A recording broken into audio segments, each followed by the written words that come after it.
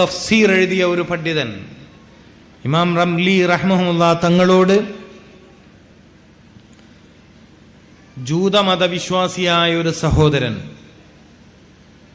എല്ലാ പ്രശ്നങ്ങൾക്കും പ്രതിസന്ധികൾക്കും പരിഹാരം നൽകിയ ഗ്രന്ഥം, മനുഷ്യൻ അനുഭവിക്കുന്ന എല്ലാ പ്രയാസങ്ങൾക്കും എല്ലാ ബുദ്ധിമുട്ടുകൾക്കും പരിഹാരം നൽകിയ ഗ്രന്ഥമാണ് ഖുർആൻ എന്ന് നിങ്ങൾ പറയാറുണ്ടല്ലോ. ഇമാം റംലിയോടാണ് ചോദ്യം. മനുഷ്യൻ അനുഭവിക്കുന്ന സർവ്വ പ്രയാസങ്ങൾക്കും പരിഹാരം നൽകിയ ഗ്രന്ഥമാണ് ഖുർആൻ എന്ന് നിങ്ങൾ പറയാറുണ്ട്. മനുഷ്യന് രോഗം വരാതിരിക്കാൻ, ഇത് ഗൗരവമുള്ള ചോദ്യമാണ്. മാരകമായ രോഗങ്ങൾ കൊണ്ട് പൊറുതിമുട്ടുന്ന കാലഘട്ടത്തിൽ, മഹാമാരികൾ കൊണ്ട് മനുഷ്യൻ ജീവിതത്തിൽ വഴിതെറ്റിപ്പോയ കാലഘട്ടത്തിൽ വളരെ പ്രസക്തമായ ഒരു ചോദ്യം ഞാൻ ഓർമ്മിപ്പിക്കുകയാണ് നിങ്ങളെ. പുതിയ കാലഘട്ടത്തിലെ മനുഷ്യന്റെ ചിന്തയിലേക്ക്, അന്വേഷണത്തിലേക്ക്, ആലോചനയിലേക്ക് രോഗം വിട്ടുമാറാത്തതിന്റെ വേവലാതി മാറാൻ, അങ്ങനെയുണ്ടല്ലോ, രോഗം വിട്ടുമാറാത്തതിന്റെ വേവലാതി മാറാൻ മജ്ലിസുന്നൂറിൽ വന്നിരിക്കുന്നവരിലേക്ക്, സ്വലാത്തിന്റെ ഹൽക്കയിൽ വന്നിരിക്കുന്നവരിലേക്ക്, ദിക്റിന്റെ മജ്ലിസിൽ പോയിരിക്കുന്നവരിലേക്ക് ഇന്നിപ്പോ അങ്ങനെ ഒരു പുതിയ സമീപനമുണ്ട്. രോഗശാന്തിക്ക് വേണ്ടി ആത്മീയ സദസ്സുകൾ തേടുന്ന ആളുകളുടെ എണ്ണം കൂടി വരികയാണ്. ഹോസ്പിറ്റലുകളെ സമീപിക്കുന്നതിനേക്കാൾ, പ്രഗത്ഭരായ ഡോക്ടർമാരെ സന്ദർശിക്കുന്ന രോഗികളെക്കാൾ കൂടുതൽ രോഗികൾ ഇന്ന് ആത്മീയ കേന്ദ്രങ്ങളിലേക്ക് പോവുകയാണ് രോഗം ശിഫയാവാൻ. അത്തരം ആളുകളുടെ ശ്രദ്ധയിലേക്ക് ഞാനൊരു കാര്യം പറയുകയാണ്. എന്താ കാര്യം? എന്താണ് കാര്യം? ശരീരത്തിന് രോഗം പിടികൂടാതിരിക്കാൻ അങ്ങനെ ഒരു വഴിയുണ്ടെങ്കിൽ അത് വലിയ കാര്യമാണല്ലോ. ലക്ഷക്കണക്കിന് രൂപ ചെലവഴിച്ചിട്ടും രോഗം ശിഫയാവാത്ത ഒരു സമൂഹം, അല്ലേ? ലക്ഷക്കണക്കിന് രൂപ ചെലവഴിച്ചിട്ടും രോഗം ശിഫയാവാത്തൊരു സമൂഹമാണ് നമ്മുടേത്. എത്ര കൊല്ലമായി നിങ്ങളിൽ പലരും മരുന്ന് കുടിക്കുന്നു, രോഗം മാറുന്നുണ്ടോ? എത്ര കാലമായി നിങ്ങളിൽ പലരും പ്രഗത്ഭരായ ഡോക്ടർമാരെ കണ്ട് മരുന്ന് കുടിക്കുന്നവരാണ്, രോഗം ശിഫയാവാറുണ്ടോ? ഇല്ല. ഒറ്റ കാരണമാണ് അവിടെ പറയാനുള്ളത്. രോഗം നിങ്ങളിൽ വിട്ടുമാറാത്തത് രോഗമുണ്ടാകുന്ന വഴികളിൽ നിന്ന് നിങ്ങൾ വിട്ടുനിൽക്കാത്തത് കൊണ്ടാണ്. നിങ്ങളത് ആലോചിച്ചിട്ടുണ്ടോ? നിങ്ങൾ ഈ സദസ്സിലിരിക്കുന്ന രോഗികളായ എൻ്റെ സഹോദരി സഹോദരന്മാര് എപ്പോഴെങ്കിലും ആലോചിച്ചിട്ടുണ്ടോ എൻ്റെ രോഗം എന്താണ് വിട്ടുമാറാത്തത്? ഇത്രയേറെ മരുന്ന് കുടിച്ചിട്ടും എനിക്ക് പിടികൂടിയ രോഗം എന്താണ് ശിഫയാവാത്തത് എന്ന് നിങ്ങൾ എപ്പോഴെങ്കിലും ആലോചിച്ചിട്ടുണ്ടോ?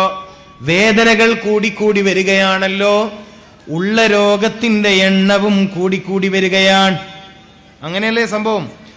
വേദനകളുടെ ശക്തി കൂടുകയാണ്, ഉള്ള രോഗങ്ങളുടെ എണ്ണവും വർദ്ധിക്കുകയാണ്. പക്ഷെ രോഗം ശിഫയാവുന്നില്ല. ഇവിടെയാണ് ഈ പ്രസക്തമായ ചോദ്യം. ഇതൊരു പ്രസക്തമായ ചോദ്യമാണ്. നമ്മൾ ചിലപ്പോഴൊക്കെ നിങ്ങൾ കേട്ടിട്ടുണ്ടാവും, prevention is better than cure. രോഗം വന്ന് ചികിത്സിക്കുന്നതിനേക്കാൾ, രോഗം പിടികൂടിയ ശേഷം ചികിത്സിക്കുന്നതിനേക്കാൾ നല്ലത് രോഗം വരാതെ നോക്കലാണ്. ക്യാൻസർ വരാതെ നോക്കാൻ നിങ്ങളിൽ എത്ര പേർക്കറിയും? ക്യാൻസർ പിടികൂടാതിരിക്കാൻ എന്തെങ്കിലും മാർഗം നിങ്ങൾക്കറിയുമോ? അറിയില്ല. കിഡ്നി രോഗം പിടികൂടിയിട്ട് ഡയാലിസിസ് ചെയ്യാൻ പോവേണ്ടി വരുന്ന ആ അവസ്ഥ ഒന്ന് ചിന്തിച്ചു നോക്കി. നിങ്ങൾ ഒന്ന് ചിന്തിച്ചു നോക്കി. കിഡ്നി രോഗം പിടികൂടിയിട്ട് ഡയാലിസിസ് ചെയ്യാൻ പോവേണ്ടി വരുന്ന ഒരവസ്ഥ ചിന്തിച്ചു നോക്കി. ഒരു പ്രസംഗം കൊണ്ടൊന്നും നിങ്ങളുടെ മനസ്സിനെ ഉണർത്താൻ പറ്റുമെന്ന് എനിക്ക് തോന്നണില്ല. അത്രമേൽ ബോധക്കേട് വന്നിട്ടുണ്ട് നമുക്ക്, അത്രമേൽ ബുദ്ധി മരവിച്ചു പോയിട്ടുണ്ട് സഹോദരന്മാരെ നമുക്ക്. അല്ലെങ്കിൽ ഈ സമൂഹത്തിലെ ചെറുപ്പക്കാരൊന്നും ഇനിയും ഇനിയും ചില കോള പാനീയങ്ങൾ, പെപ്സിയും മിറൻഡയും സെവനപ്പും ബ്രോയിലർ ചിക്കനും കഴിക്കില്ലല്ലോ. ഇനിയും നമ്മുടെ ചെറുപ്പക്കാര് ഈ വഴികളിൽ നിന്നും തിരിച്ചു വരുന്നില്ല. അവർക്കറിയില്ല. ഡയാലിസിസ് ചെയ്യാൻ വേണ്ടി ശരീരത്തിൽ പ്രത്യേകം ഓപ്പറേഷൻ ചെയ്തിട്ട് കഴുത്തിനോ കയ്യിനൊക്കെ ചില പ്രത്യേക സംവിധാനങ്ങൾ ചെയ്തതിന്റെ ദുരിതം പേറുന്ന ആളുകളുടെ സമീപത്ത് ഒരു 10 മിനിറ്റ് ഇരുന്നിട്ട്, ഒരു 10 മിനിറ്റ് ഇരിക്കാൻ കഴിയുമെങ്കിൽ എന്റെ ചെറുപ്പക്കാരി വേദമൊന്നും കേൾക്കണ്ട. മനസ്സിലായില്ലേ? കാസർഗോഡ് ജില്ലയിൽ വയൽ എന്നൊക്കെ പറഞ്ഞ ആഘോഷമാണ്. അങ്ങനെയുണ്ട്, നല്ലതുമാണ്. ഇസ്ലാമിക രീതിയിൽ സംഘടിപ്പിക്കുന്ന പരിപാടികൾ സന്തോഷപൂർവ്വം ആഘോഷപൂർവ്വം കൊണ്ടു നടക്കുന്നൊക്കെ നല്ല കാര്യമാണ്. ഒരൊറ്റ ദിവസം കാസർഗോഡ് ജില്ലയിൽ, കാസർഗോഡ് മാത്രം ഹാർട്ട് അറ്റാക്ക് വരുന്നവരുടെ എണ്ണം അറിയോ നിങ്ങൾക്ക്? ഒരൊറ്റ ദിവസം. അങ്ങനെ എല്ലാ ദിവസവും കാസർഗോഡ് ടൗൺ, കാസർഗോഡ് പരിസര പ്രദേശങ്ങളിൽ ഹൃദയാഘാതം വന്ന് മരിക്കുന്ന ആളുകളുടെ എണ്ണം അറിയുമോ? എൻ്റെ ഈ ചെറുപ്പക്കാർക്ക്, അല്ലെങ്കിൽ അവരുടെ ഉപ്പമാരാണല്ലോ ഇരിക്കണേ, അറിയോ? അറിയില്ല. ഞാൻ ചോദിച്ച ചോദ്യം ഇതാണ്.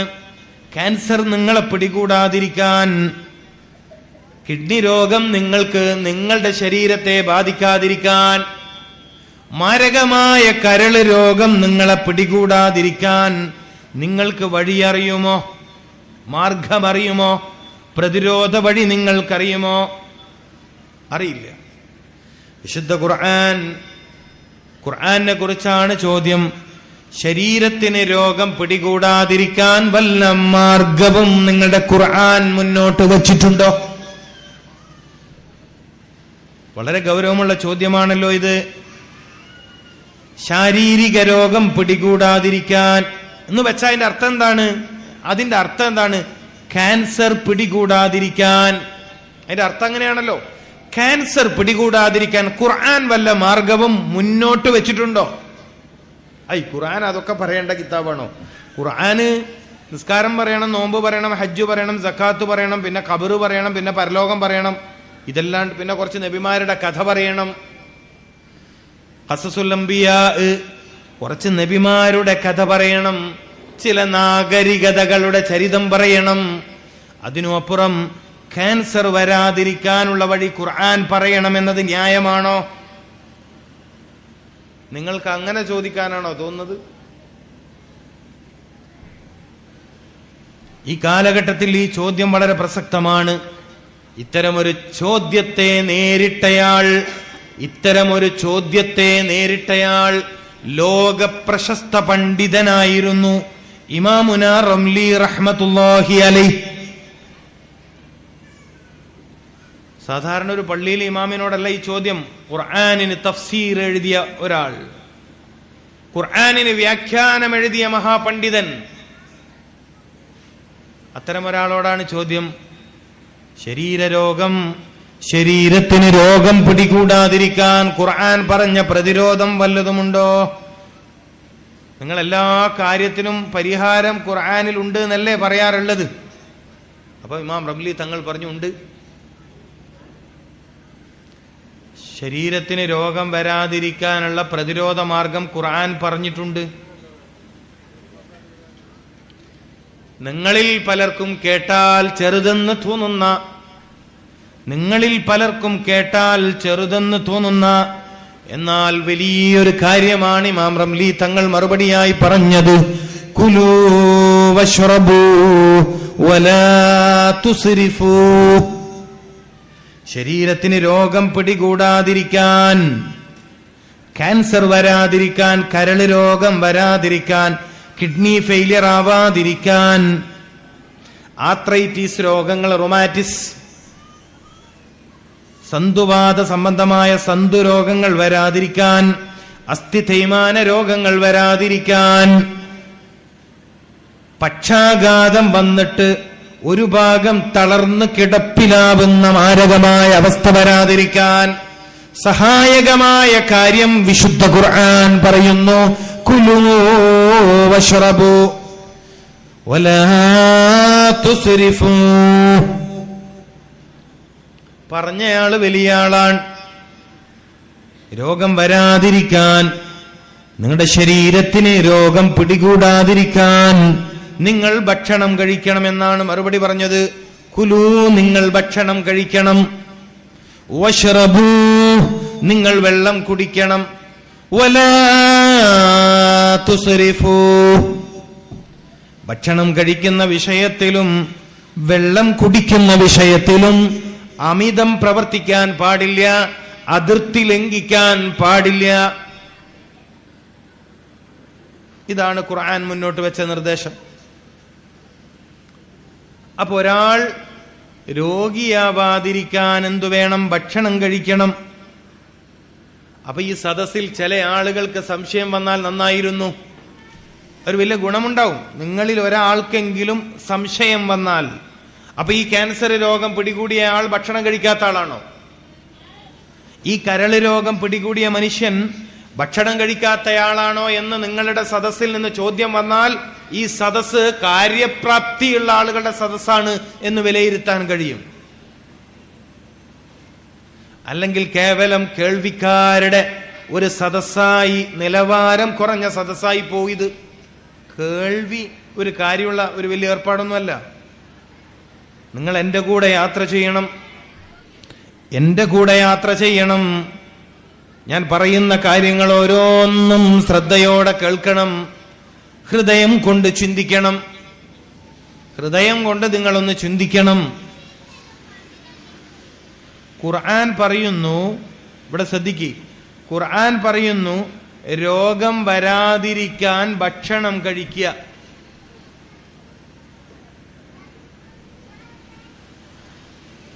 അപ്പൊ സദസ്സിൽ നിന്ന് പറയുന്നു ഈ നാട്ടിൽ ക്യാൻസർ രോഗം വന്നയാൾ ഭക്ഷണം കഴിക്കാറുണ്ടായിരുന്നു. അപ്പൊ ഖുർആൻ പറഞ്ഞത് തെറ്റി. രോഗം വരാതിരിക്കാൻ ഭക്ഷണം കഴിക്കി. ഭക്ഷണം കഴിച്ചാൽ രോഗം വരില്ല. അപ്പൊ പിന്നെ ഖുർആൻ പറഞ്ഞതിന്റെ പൊരുളെന്ത്? ഖുർആൻ പറഞ്ഞതിന്റെ പൊരുളെന്താണ്? ഖുർആന് പഴക്കൂലല്ലോ. ഞാൻ പല സദസ്സിലും പറഞ്ഞൊരു കാര്യം ഇവിടെയും പറയാം. മുൻ അമേരിക്കൻ പ്രസിഡന്റായിരുന്ന ബറാക്ക് ഒബാമ തന്റെ വാഷിംഗ്ടൺ പ്രസംഗത്തിൽ 20-ാം നൂറ്റാണ്ടിൽ എല്ലാവർക്കും ആരോഗ്യം, 20-ാം നൂറ്റാണ്ടിൽ എല്ലാവർക്കും ആരോഗ്യം എന്ന വേൾഡ് ഹെൽത്ത് ഓർഗനൈസേഷന്റെ പ്രഖ്യാപനം നടക്കാതെ പോയപ്പോൾ 21-ാം നൂറ്റാണ്ടിൽ മിക്ക ആളുകളും രോഗികളായി. ഒരുപാട് രോഗം, ഒരാൾക്ക് ഒന്നല്ലല്ലോ രോഗം. ഈ പുതിയ കാലഘട്ടത്തിലെ ഏറ്റവും ഭീകരമായ മറ്റൊരു പ്രശ്നം എന്താണെന്നറിയോ? ഒരാൾക്കൊന്നല്ല രോഗം. കൊളസ്ട്രോളിന്റെ കംപ്ലൈന്റ്, പ്രഷറിന്റെ കംപ്ലൈന്റ്, ഷുഗറിന്റെ കംപ്ലൈന്റ്, ഹാർട്ടിന് കംപ്ലൈന്റ്. ഒരാൾക്ക് എത്രയും രോഗം. നിങ്ങൾ ശ്രദ്ധിച്ചിട്ടുണ്ടോ? ഈ നാട്ടുകാര് ശ്രദ്ധിച്ചിട്ടുണ്ടോ? ഇന്ന് മിക്ക ആളുകൾക്കും രോഗം ഒന്നല്ല. രോഗം ഒന്നല്ലല്ലോ, ഒരുപാട് രോഗങ്ങൾ, ഒരുപാട് രോഗങ്ങൾ ഒരേ സമയത്ത് ഒരാൾക്ക്. ഇതൊരു നിസ്സാര സംഭവമാണെന്ന് തോന്നുന്നുണ്ടോ? നിങ്ങൾ പറയും, ഇതൊരു നിസ്സാര കാര്യമാണെന്ന് നിങ്ങൾക്ക് തോന്നുന്നുണ്ടോ പ്രിയപ്പെട്ടവരെ? നേരത്തെ സ്വാഗത ഭാഷകം പറഞ്ഞല്ലോ, 10 വീടെടുത്ത് പരിശോധിച്ച ഒരു വീട്ടിൽ രോഗിയുണ്ടെന്ന്. അത് തെറ്റിപ്പോയിട്ടുണ്ട്, അത് തെറ്റി. ഏത് വീട്ടിലാണ് രോഗികളില്ലാത്തത്? നിങ്ങളുടെ ഈ മഹലിൽ എത്ര വീടുണ്ടെന്ന് എനിക്കറിയില്ല. 200 വീട്ടിൽ ഏത് വീട്ടിലാ രോഗിയില്ലാത്തത്? എല്ലാ വീട്ടിലും. പലരുടെയും രോഗം മാരകമാണ്, അറിയത്തില്ല. BP എന്ന രോഗം മാരകമല്ല എന്ന അഭിപ്രായമുണ്ടോ? ഏറ്റവും കൂടുതൽ ആളുകൾ മരിക്കുന്ന രോഗമാണ് ബ്ലഡ് പ്രഷറിന്റെ രോഗം. അപ്പൊ അതിനേക്കാൾ വലിയ മാരക രോഗം വേറെ ഏതാണ്? അപ്പൊ ആർക്കാ BP ഇല്ലാത്ത? BPയുടെ കംപ്ലൈന്റ് ഇല്ലാത്ത എത്ര ആളുണ്ട്?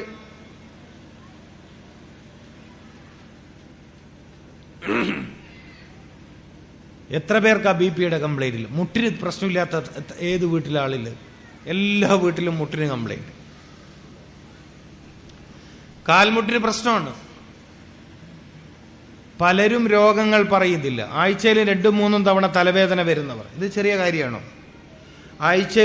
ആഴ്ചയിൽ ഒരിക്കലെങ്കിലും തലവേദന വരിക എന്ന് പറയുന്ന ഒരു നിസ്സാര കാര്യമാണോ? ഞാൻ പറഞ്ഞൊരു വിഷയം എന്താണ്? ഒരാൾക്ക് തന്നെ ഒരുപാട് രോഗം.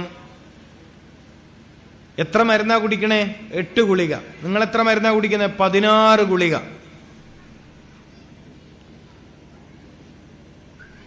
നാല് മരുന്ന്, 4 രോഗത്തിന്റെ വേറെ വേറെ മരുന്ന്. ഇതിൻ്റെതാ, ഇത് ഷുഗറിന് കഴിക്കുന്നത്, ഇത് പ്രഷറിന് കഴിക്കുന്നത്, ഇത് പിന്നെ രക്തം പിന്നെ കട്ട പിടിക്കണ്ടെന്ന് പറഞ്ഞിട്ട് തന്ന മരുന്ന്.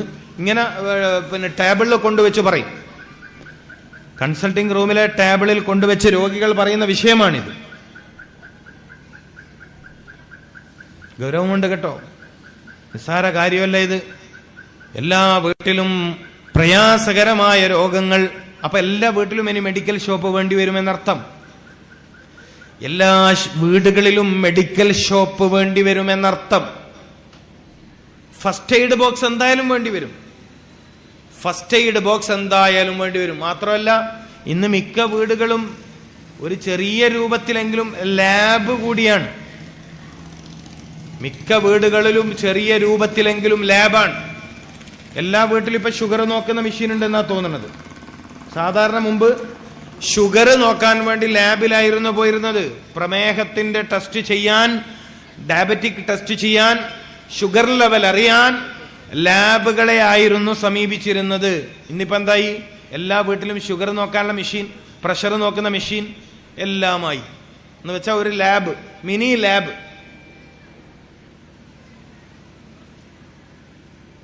ഇനി എക്കോ ടെസ്റ്റിന്റെ മെഷീൻ വരും, വീടുകളിൽ വരും.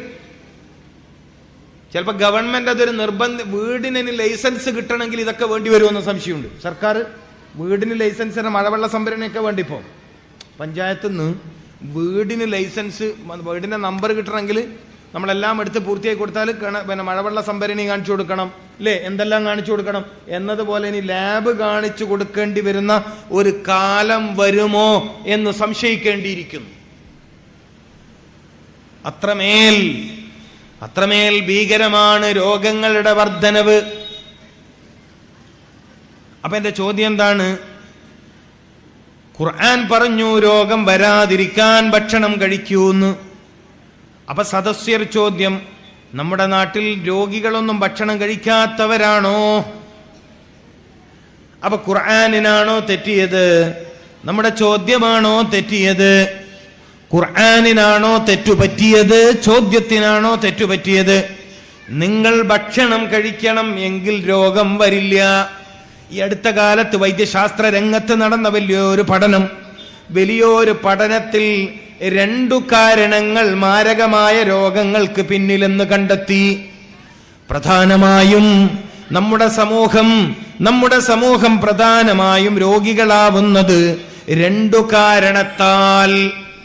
അതിലൊന്ന് ഞാൻ പറയുന്ന ശ്രദ്ധിക്കണേ, 2 കാരണത്താലാണ് പ്രധാനമായും മനുഷ്യ സമൂഹം രോഗത്തിലാവുന്നത്.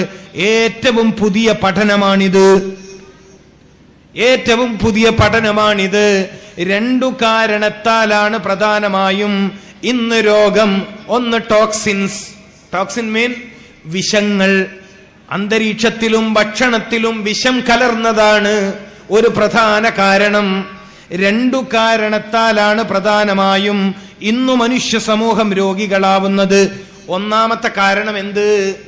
നമ്മുടെ വയറ്റിലെത്തുന്ന വിഷങ്ങൾ, മാരകമായ വിഷങ്ങൾ ദിനേന നമ്മുടെ വയറിലെത്തുന്നു എന്നതാണ് ഒരു കാരണം. 2ാമത്തെ കാരണം എന്താണെന്നറിയുമോ? 2ാമത്തെ കാരണം ശരീരത്തിന്റെ വളർച്ചക്ക് ആവശ്യമായ വിറ്റാമിന്റെ കുറവാണ്. മനസ്സിലാക്കണം, ശരീരത്തിന് ആവശ്യമായ വിറ്റാമിൻസ്, പ്രോട്ടീൻസ്, മിനറൽസ് ശരീരത്തിന് ആവശ്യമായ. ഇപ്പൊ നമ്മൾ പറയുന്ന കേട്ടില്ലേ, കാൽഷ്യം ഡെഫിഷ്യൻസി. നിങ്ങൾ പറഞ്ഞു കേട്ടിട്ടുണ്ടോ? കാൽഷ്യം ഡെഫിഷ്യൻസി എന്ന് പറയുന്നുണ്ടോ? വൈറ്റമിൻ ഡെഫിഷ്യൻസി എന്ന് പറയുന്ന കേട്ടിട്ടുണ്ടോ? വിറ്റാമിന്റെ കുറവാണെന്ന് പറയുന്ന കേട്ടിട്ടുണ്ടോ? ശരീരത്തിന് നിങ്ങൾ ശ്രദ്ധിക്കുമെങ്കിൽ വളരെ ഉപകാരപ്രദമായ ഒരു കാര്യമാണ് ഞാൻ പറയാൻ പോകുന്നത്. ശരീരത്തിന് നിരന്തരം വളരാൻ, നിരന്തരം ശരീരത്തിനിവിടെ നിലനിൽക്കാൻ പോഷക സമൃദ്ധമായ ഭക്ഷണം ആവശ്യമാണ്.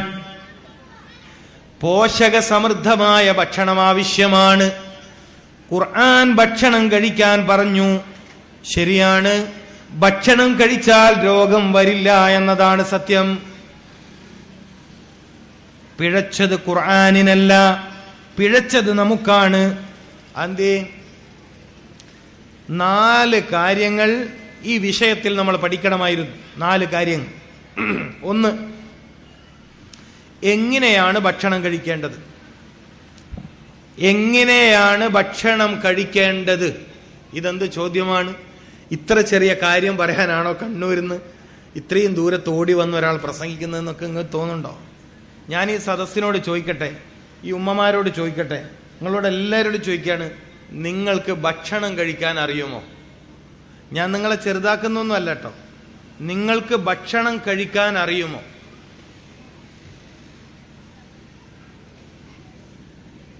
അറിയില്ല എന്നാണ് സത്യസന്ധമായ മറുപടി. ഒരാൾ എക്സാമ്പിൾ പറയും, നിങ്ങൾ ശ്രദ്ധിക്കും. ഒരാൾ വായ തുറന്ന് വെച്ച് ചവക്കുന്നയാളാണെങ്കിൽ അയാൾക്ക് ഭക്ഷണം കഴിക്കാൻ അറിയില്ല. ഒരു പോയിന്റാണ്. നിങ്ങളിൽ ഒരാൾ വായക്കകത്ത് ഭക്ഷണം വെച്ച ശേഷം സംസാരിക്കാനോ മറ്റോ, ഇനി ഒന്നുമല്ലെങ്കിൽ പോലും വായ തുറന്ന് വെച്ച്, ശ്രദ്ധിക്കുക, വായ തുറന്ന് വെച്ച് ചവക്കുന്നവരാണെങ്കിൽ നിങ്ങൾക്ക് ഭക്ഷണം കഴിക്കാൻ അറിയില്ല. 1, നിങ്ങൾ ഭക്ഷണം പ്ലേറ്റിൽ നിന്നിങ്ങനെ എടുക്കുക. ഇവിടെ ശ്രദ്ധിക്കുക. ഭക്ഷണം പ്ലേറ്റിൽ നിന്ന് എടുക്കുകയാണ്.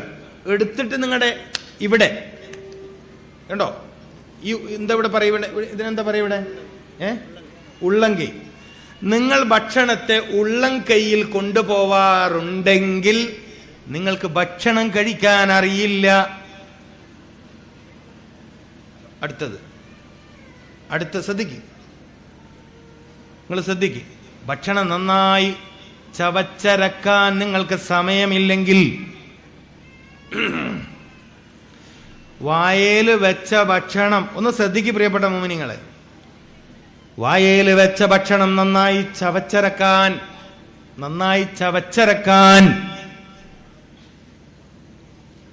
നിങ്ങൾ ശ്രമിക്കാറില്ലെങ്കിൽ നിങ്ങൾക്ക് ഭക്ഷണം കഴിക്കാൻ അറിയില്ല. ഇനി വേറൊന്ന് പറയാം. വെന്ത ഭക്ഷണത്തിന്റെ കൂടെ, ശരിക്കും ശ്രദ്ധിക്കണം, എല്ലാവരും ശ്രദ്ധിക്കൂലല്ലേ? വെന്ത ഭക്ഷണത്തിന്റെ കൂടെ നിങ്ങൾ വേവാത്ത ഭക്ഷണം മിക്സ് ചെയ്ത് കഴിക്കുന്നവരാണെങ്കിലും നിങ്ങൾക്ക് ഭക്ഷണം കഴിക്കാൻ അറിയില്ല.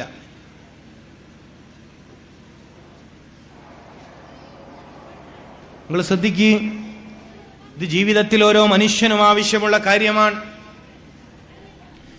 ഈ ഭൗതിക ജീവിതത്തിൽ 3 കാര്യങ്ങളാണ് അടിസ്ഥാനപരമായി ഒരു മനുഷ്യൻ ആവശ്യമുള്ളത്. ഈ ഭൗതിക ജീവിതത്തിൽ 3 കാര്യങ്ങളാണ് അടിസ്ഥാനപരമായി ഒരു മനുഷ്യൻ ആവശ്യമുള്ളതൊന്ന് ഭക്ഷണം. ഞാൻ പറഞ്ഞൊരു പോയിന്റ് മറന്നു പോവരുത്. പലർക്കും ശരീരത്തിൽ വിറ്റാമിന്റെ കമ്മി കൊണ്ടാണ് രോഗം. വിറ്റാമിൻ കമ്മി. നിങ്ങൾക്ക് ഇപ്പം അടുത്ത് ഈ കഴുത്തിന്റെ ഭാഗത്തൊക്കെ വേദന വന്നിട്ട്, ഇപ്പൊ സെർവിക്കൽ സ്പോണ്ടിലോസിസ് പോലത്തെ രോഗം, ഈ കഴുത്തലിന്റെ ഈ ഭാഗത്തൊക്കെ വേദന വന്ന് ചികിത്സിക്കാൻ പോയാൽ ഡോക്ടേഴ്സ് പറയാറുണ്ട് വിറ്റാമിൻ ഡിയുടെ കുറവുണ്ട്, വിറ്റാമിൻ ഡി കുറവുണ്ട്.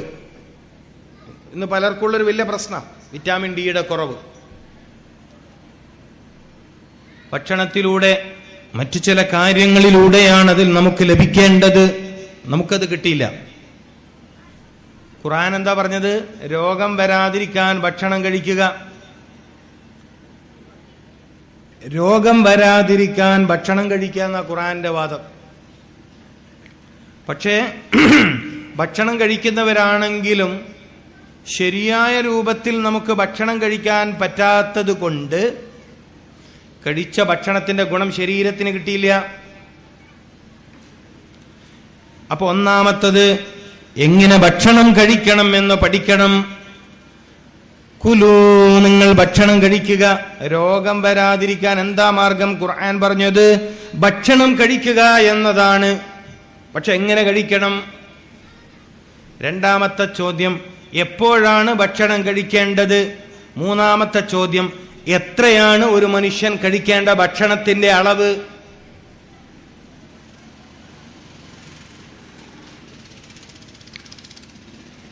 ജീവിതത്തിൽ ഇന്നേ വരെ ചിന്തിക്കാത്തതും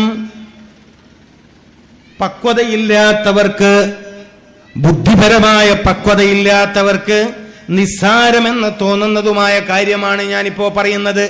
ബുദ്ധിപരമായ പക്വതയില്ലാത്തവർക്ക് നിസ്സാരമെന്ന് തോന്നുന്ന കാര്യമാണ് ഞാൻ പറയുന്നത്.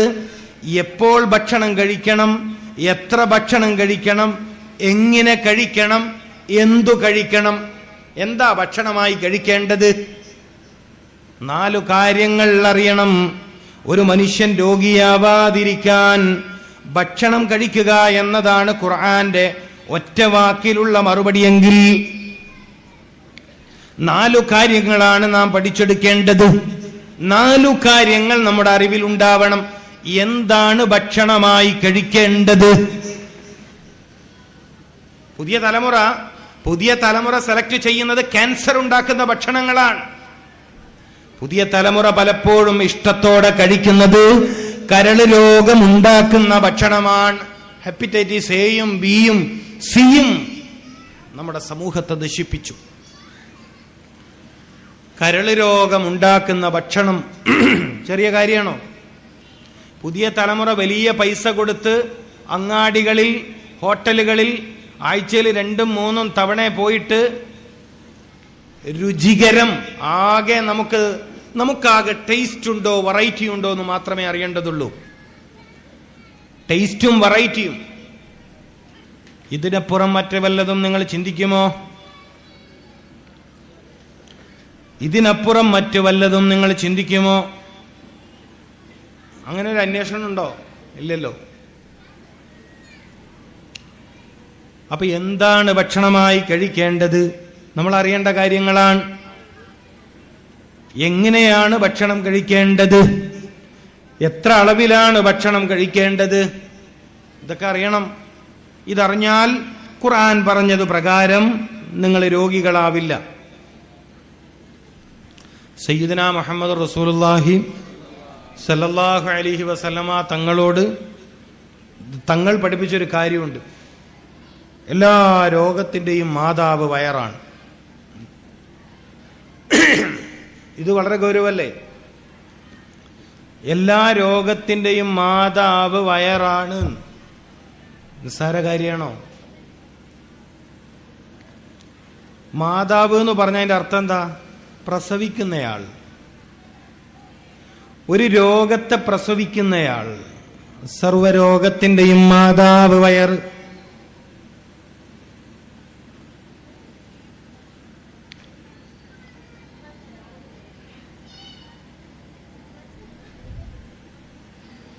എപ്പോഴെങ്കിലും പ്രിയപ്പെട്ട മുഅ്മിനീങ്ങളെ, എപ്പോഴെങ്കിലും നമ്മൾ അങ്ങനെ ചിന്തിച്ചിട്ടുണ്ടോ? ഇല്ല. ഞാൻ എന്തുകൊണ്ടാണ് രോഗിയായത് എന്ന് നമ്മൾ ആരും ചിന്തിക്കൂല. ഞാൻ എപ്പോഴും അത്ഭുതപ്പെടുന്നൊരു പോയിന്റാണ്. ഞാൻ എപ്പോഴും അത്ഭുതപ്പെടുന്നൊരു കാര്യമാണ്. നമ്മുടെ സമൂഹത്തിലെ രോഗികൾ ഒരിക്കലും ചിന്തിക്കാത്തൊരു കാര്യമാണ്, ഞാൻ എന്തുകൊണ്ടാണ് രോഗിയായത്. ഇതെങ്ങാനൊരു രോഗി അറിഞ്ഞിട്ടുണ്ടെങ്കിൽ എന്തുമാത്രം ഉപകാരപ്പെടുമായിരുന്നു അറിയോ? എത്ര ഉപകാരപ്പെടുമായിരുന്നു എന്നറിയുമോ? ആ കുടുംബത്തിൽ പിന്നെ രോഗികൾ ഉണ്ടാവുമായിരുന്നില്ല. രോഗം പിടികൂടിയ വ്യക്തി, അയാൾ ജീവിച്ച ശൈലി തൻ്റെ വീട്ടിലുള്ള മുഴുവൻ ആളുകളെയും ഇരുത്തി പറഞ്ഞു കൊടുത്തിരുന്നുവെങ്കിൽ പിന്നെ ആ വീട്ടിൽ രോഗികൾ ഉണ്ടാവില്ല. രോഗം മഴ പെയ്തിട്ടുണ്ടാകുന്നതല്ല. രോഗം പലതും മഴ പെയ്തിട്ടുണ്ടാകുന്നതല്ല. രോഗം പലതും വെയിലിന്റെ കാഠിന്യം കൊണ്ടുണ്ടാകുന്നതല്ല. മനസ്സിലാക്കണം. നമ്മുടെ ജീവിതത്തിന്റെ, നമ്മുടെ ശരീരത്തോടുള്ള തെറ്റായ സമീപനങ്ങളിൽ നിന്നാണ് പലപ്പോഴും രോഗമുണ്ടാകുന്നത്. ഞാൻ എൻ്റെ ശരീരത്തോട് സ്വീകരിക്കുന്ന തെറ്റായ സമീപനത്തിൽ നിന്നാണ് രോഗം.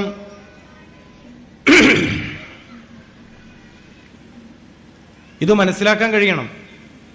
രോഗികൾ അവരുടെ ജീവിതം ഒന്ന് അവരുടെ കുട്ടികൾക്ക് പറഞ്ഞു കൊടുക്കണം, കുടുംബത്തിലുള്ളവർക്ക് പറഞ്ഞു കൊടുക്കണം.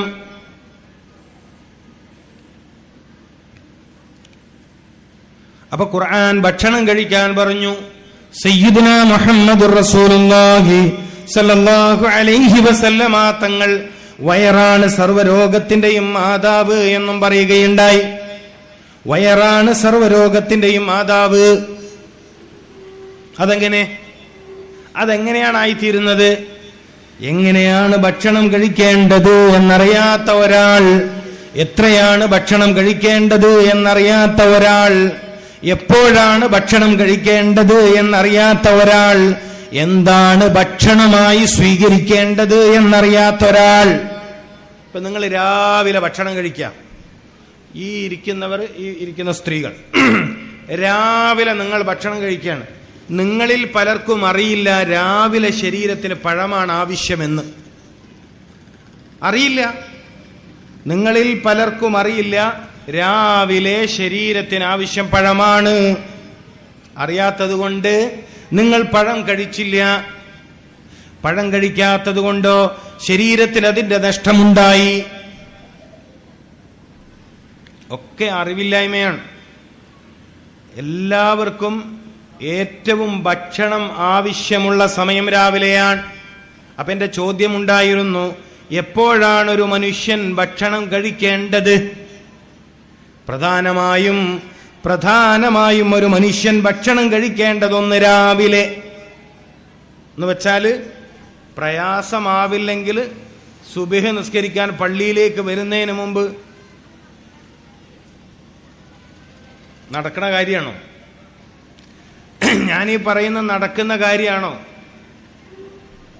നടന്നാൽ നിങ്ങളുടെ നടത്തം എപ്പോഴും സുഖകരമായിരിക്കും. ഞാനീ പറഞ്ഞത് നിങ്ങൾക്ക് നടക്കില്ലെങ്കിൽ നിങ്ങൾക്ക് നടക്കാനുള്ള പ്രയാസം കൂടും. എന്ന് വെച്ചാൽ മുട്ടിന് രോഗം വരും. മഹാനായ മർഹൂം അത്തിപ്പറ്റ ഉസ്താദ്, അള്ളാഹു ആ ഖബർ വിശാലമാക്കി കൊടുക്കട്ടെ, അദ്ദേഹത്തിൽ നിന്ന് ഞാൻ കണ്ട കാര്യം ഞാൻ എപ്പോഴും എല്ലാ സദസ്സിലും പറയാറുണ്ട്. അദ്ദേഹം സുബഹ് നിസ്കാരത്തിന് മുമ്പ് സ്ഥിരമായി നേന്ത്രപ്പഴം പഴുത്തതും ഈത്തപ്പഴവും ചായയും കുടിക്കും. നിങ്ങൾ ശ്രദ്ധിക്കും.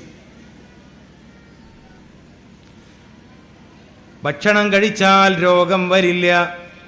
ഒരു മനുഷ്യന്റെ ശരീരത്തിന് ഭക്ഷണം ഏറ്റവും ഗുണം ചെയ്യുന്ന സമയം, ഒരു മനുഷ്യന്റെ ശരീരത്തിന് ഭക്ഷണം ഏറ്റവും ഗുണം ചെയ്യുന്ന സമയത്തിലൊന്ന് സുബഹിന് മുമ്പാണ്.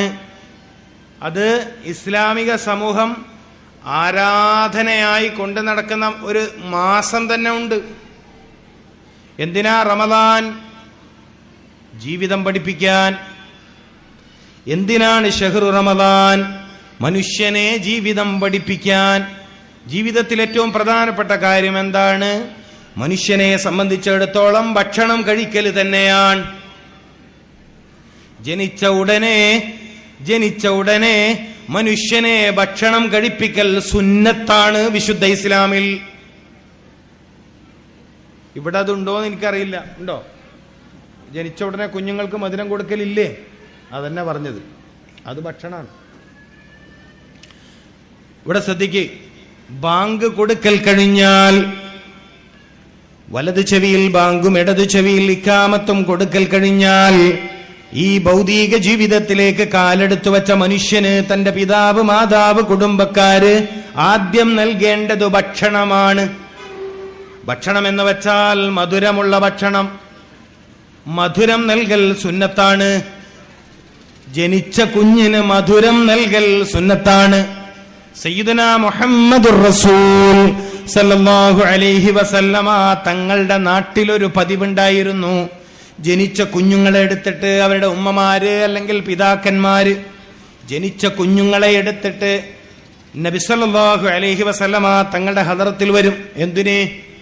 അവിടുത്തെ വായയിൽ വെച്ച് ചവച്ചരച്ച കാരക്കയുടെ അംശം ശ്രദ്ധിക്കണം. മുത്ത് നബി സല്ലല്ലാഹു അലൈഹി വസല്ലമ തങ്ങളുടെ ഉമനീര് കലർന്ന, പരിശുദ്ധമായ ഉമനീർ കലർന്ന, തുപ്പുനീര് കലർന്ന കാരക്കയുടെ അംശം എന്റെ കുഞ്ഞിന് ഈ ഭൗതിക ജീവിതത്തിലെ ആദ്യ ഭക്ഷണമായി ലഭിക്കണം എന്നാഗ്രഹിച്ചുകൊണ്ട് മദീന മുനവ്വറയിൽ മക്കത്തുൽ മുക്കറമയിലും മദീന മുനവ്വറയിലും അറബ് സമൂഹം സ്വഹാബി വര്യന്മാർ നബി സല്ലല്ലാഹു അലൈഹി വസല്ലമ തങ്ങളുടെ ഹദ്റത്തിൽ വരാറുണ്ടായിരുന്നു. ഇത് വലിയൊരു പാഠമാണ്. ഭൂമിയിൽ ജനിച്ചു വീണ മനുഷ്യന് ആദ്യമായി നൽകേണ്ടത് പഴങ്ങൾ കൊണ്ടുള്ള മധുരമാണ്.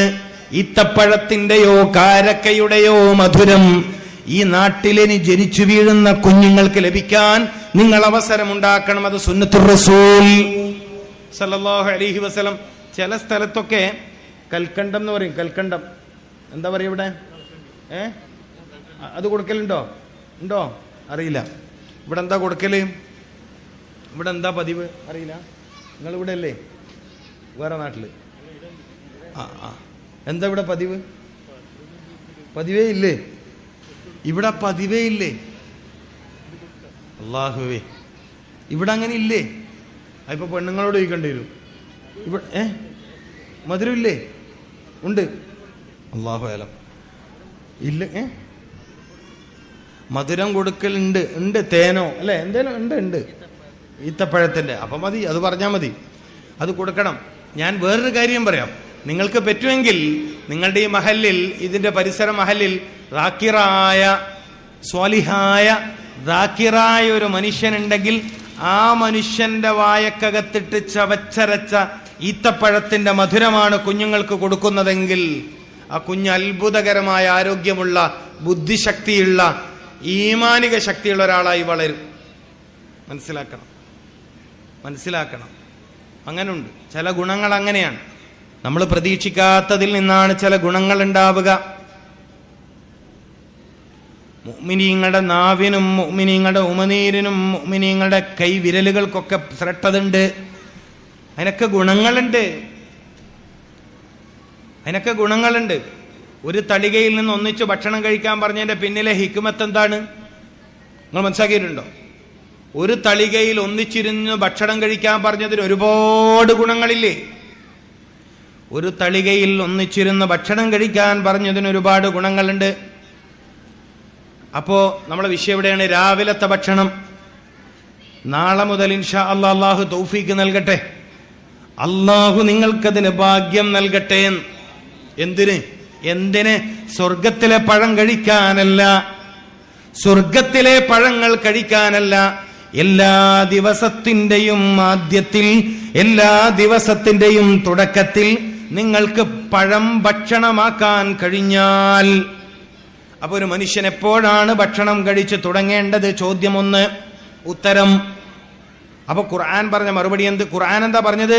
നിങ്ങൾ രോഗികളാവാതിരിക്കാൻ ഭക്ഷണം കഴിക്കണം.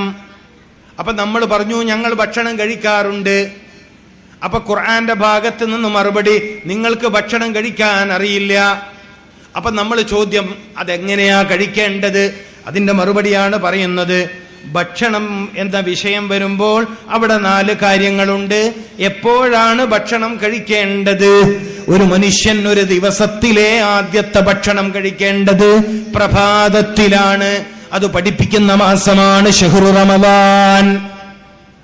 റമദാൻ പഠിപ്പിക്കുന്ന ഒരു പ്രധാനപ്പെട്ട പാഠമേതാണ്? അത്താഴം കഴിക്കുക എന്ന് പറയും. അത്താഴം ഇവിടെ എന്താ പറയാ? അത്താഴം കഴിക്കുക എന്ന് പറയും. നിങ്ങൾ അത്താഴത്തെ ഉപേക്ഷിക്കരുത്. അത് ബർക്കത്തുള്ള ഭക്ഷണമാണെന്ന് മുഹമ്മദുർ റസൂൽ. ഇവിടെ ശ്രദ്ധിക്കണം. നിങ്ങൾ അത്താഴം ഉപേക്ഷിക്കരുത്. തറാവീഹ് കഴിഞ്ഞു പോയി വിഭവസമൃദ്ധമായ ഭക്ഷണം കഴിച്ചു എന്നതിന്റെ പേരിൽ തറാവീഹ് കഴിഞ്ഞു പോയാൽ ചില നാടുകളിൽ ഭക്ഷണം ഉണ്ടാവും. ക്ഷീണം മാറ്റാൻ ആ സമയത്ത് കഞ്ഞി നല്ലതാണ്. മഞ്ഞളും ജീരകവും തേങ്ങാപ്പാലും ചേർത്ത കഞ്ഞി തറാവീഹ് കഴിഞ്ഞാൽ ശരീരത്തിന് ഉന്മേഷം നൽകുന്നതും വയറിന് ഉന്മേഷം നൽകുന്നതും പിറ്റേന്നത്തെ നോമ്പിന് ശരീരത്തെ സജ്ജമാക്കുന്നതുമാണ്. പക്ഷെ സാധാരണ കഞ്ഞി ആയാൽ പോരാ. വെളുത്ത കഞ്ഞി പറ്റൂല, ഇത്തിരി മഞ്ഞ കളർ വേണം. പെണ്ണുങ്ങൾക്കാണ് ഈ പറഞ്ഞു കൊടുത്തത്. അടുത്ത റമദാൻ ഓർമ്മിച്ചോട്ടെ. ഏത് റമദാൻ അല്ലേ? ആയില്ലേ? ഇനിയിപ്പോ 4-5 മാസമല്ലേ ഉള്ളൂ. അപ്പൊ റമദാനിലേക്ക് എന്റെ സഹോദരിമാർ ഓർമ്മിച്ചു വെക്കുക. റമദാൻ വലിയ പാഠങ്ങളാണ്. റമദാൻ നൽകുന്ന വലിയ പാഠങ്ങളിൽ ഒരു പാഠം, ഒരു മനുഷ്യൻ എപ്പോഴാണ് ഭക്ഷണം കഴിച്ചു തുടങ്ങേണ്ടത്? നിങ്ങൾ ശ്രദ്ധിക്ക്, ഒരു മനുഷ്യൻ എപ്പോഴാണ് ഭക്ഷണം കഴിച്ചു തുടങ്ങേണ്ടത്? പുലർച്ചെ 5 മണിക്ക് മുമ്പ്. സയ്യിദുനാ മുഹമ്മദുർ റസൂൽ സല്ലല്ലാഹു അലൈഹി വസല്ലമ തങ്ങൾ നമ്മെ പഠിപ്പിച്ച വേറൊരു കാര്യമുണ്ട്. അത്താഴത്തിന് ഏറ്റവും നല്ല ഭക്ഷണം പഴമാണ്. നിങ്ങൾ ശ്രദ്ധിക്ക്, നിങ്ങൾ ഇവിടെ ശ്രദ്ധിച്ചാൽ വലിയ ഗുണം കിട്ടും. ഹോസ്പിറ്റലിൽ പോകുന്നതിന്റെ എണ്ണം കുറയും, ശരീരത്തിന്റെ രോഗത്തിന്റെ ശക്തി കുറയും, അവയവത്തിന് ശക്തി വർദ്ധിക്കും. കുറച്ച് കാര്യങ്ങൾ ശ്രദ്ധിച്ചാൽ മതി. എല്ലാവരുടെയും നിത്യജീവിതത്തിൽ ആവശ്യമുള്ള കാര്യമാണ് പറയുന്നത്. ആർക്കും ഇത് ഉപേക്ഷിക്കാൻ കഴിയില്ല. ആർക്കും ഉപേക്ഷിക്കാൻ പറ്റാത്ത പരിശുദ്ധ ഇസ്ലാമിന്റെ പരിശുദ്ധ റസൂൽ സല്ലല്ലാഹു അലൈഹി വസല്ലമ തങ്ങളുടെ അധ്യാപനങ്ങളാണ് പറയുന്നത്. അപ്പോ എപ്പോഴാണ് ഭക്ഷണം കഴിക്കേണ്ടത്? ഭക്ഷണം ശരീരത്തിൽ ഏറ്റവും ഗുണം ചെയ്യുന്ന സമയം. നിങ്ങളിൽ എത്രയോ ആളുകൾ ഹൃദയത്തിന് രോഗമുള്ളവരാണ്. ഹൃദ്രോഗികൾക്ക് ഏറ്റവും നല്ല ഭക്ഷണങ്ങളുടെ കൂട്ടത്തിൽ ഒരു ഭക്ഷണം നേന്ത്രപ്പഴമാണ്. അജുവ കഴിക്കും പോലെ. മനസ്സിലാക്കണം, നിങ്ങൾ അജുവ എന്ന ഈത്തപ്പഴത്തെക്കുറിച്ച് കേട്ടിട്ടുണ്ടോ? ഇമാം അലി റളിയല്ലാഹു തആല അൻഹു പറഞ്ഞിട്ടുണ്ട്, ഒരു ദിവസം ഒരു അജുവയെങ്കിലും കഴിക്കണം. നമുക്ക് കിട്ടുമോ? കേരളീയർക്ക് എവിടെ അജുവ കിട്ടാൻ? കേരളീയർക്ക് എവിടെയാണ് അജുവ കിട്ടാൻ? ഇനി കിട്ടുമെങ്കിൽ തന്നെ 2500 രൂപ 3000 രൂപയൊക്കെ വില കൊടുത്ത് അജുവ വാങ്ങാൻ നമ്മൾക്ക് എല്ലാവർക്കും കഴിയുമോ? കഴിയില്ല. അതുകൊണ്ട് വെളിയങ്കോട് ഉമർ ഖാലി റളിയല്ലാഹു തആല അൻഹു, കേരളീയ പണ്ഡിതന്മാരിലെ രാജാക്കന്മാരിലൊരാൾ, കേരളീയ പണ്ഡിതന്മാരിലെ രാജാക്കന്മാരിലെ ഒരാൾ, വെളിയങ്കോട് ഉമർ ഖാലി റളിയല്ലാഹു തആല അൻഹു, സ്വാതന്ത്ര്യ സമര ചരിത്രത്തിലെ നായകന്മാരിലൊരാൾ. മനസ്സിലാക്കണം, വെളിയങ്കോട് ഉമർ ഖാലി റളിയല്ലാഹു തആല അൻഹു നമുക്ക് പറഞ്ഞു തന്നു, രാവിലകളിൽ പഴുത്ത് പാകമായ നേന്ത്രപ്പഴം, ഏത്തപ്പഴം നിങ്ങൾ കഴിക്കുക. നേന്ത്രപ്പഴം തന്നെയല്ലേ ഇവിടെ പറയാം, ഇല്ലേ? അതെ, പഴുത്ത് പാകമായ നേന്ത്രപ്പഴം ഒരു ദിവസം 1-2 കഴിച്ചാൽ നിങ്ങളിലെ ഹൃദയത്തിന് രോഗമുള്ള ആളുകൾ ഒരു 10 അടി നടക്കുമ്പോഴേക്കും കിതപ്പ് വന്നിട്ട് ക്ഷീണിച്ച് വിയർത്തു പോകുന്ന ആളുകൾ, അല്ലേ? നിങ്ങളിലെ മുട്ടിന് തേയ്മാനം, അസ്ഥി തേയ്മാനം, കാൽമുട്ട് സുജൂദിൽ മടക്കാൻ പറ്റണില്ല, സുജൂദിൽ നെറ്റിത്തടം അല്ലാഹ്ക്ക് വേണ്ടി സമർപ്പിക്കാൻ കഴിയുന്നില്ല, അല്ലേ?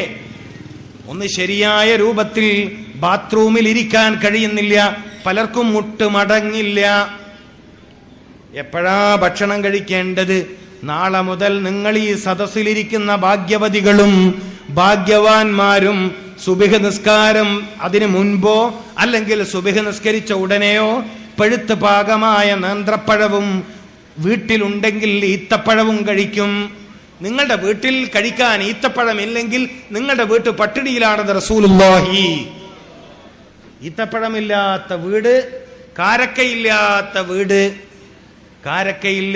വീട് പട്ടിണിയിലാണ്, പട്ടിണിക്കാരുടെ വീടാണ്. ഞാൻ നിങ്ങളോട് ഈ സദസ്സിൽ ഒരു കാര്യം പറഞ്ഞിട്ടുണ്ട്, നിങ്ങളിൽ പലർക്കും ഭക്ഷണം കഴിക്കാൻ അറിയില്ല. എന്ന് വെച്ചാൽ അവനവന്റെ ശരീരത്തിന് ആവശ്യമുള്ള ഭക്ഷണം കഴിക്കാൻ അറിയില്ല. ഇപ്പൊ നിങ്ങൾ ഈ നാട്ടില് എല്ല് രോഗമുള്ള ഒരുപാട് ആളുണ്ടാവും. അവര് ആഴ്ചയിൽ 2 ദിവസം ബീൻസ് എന്നല്ലേ പറയാ?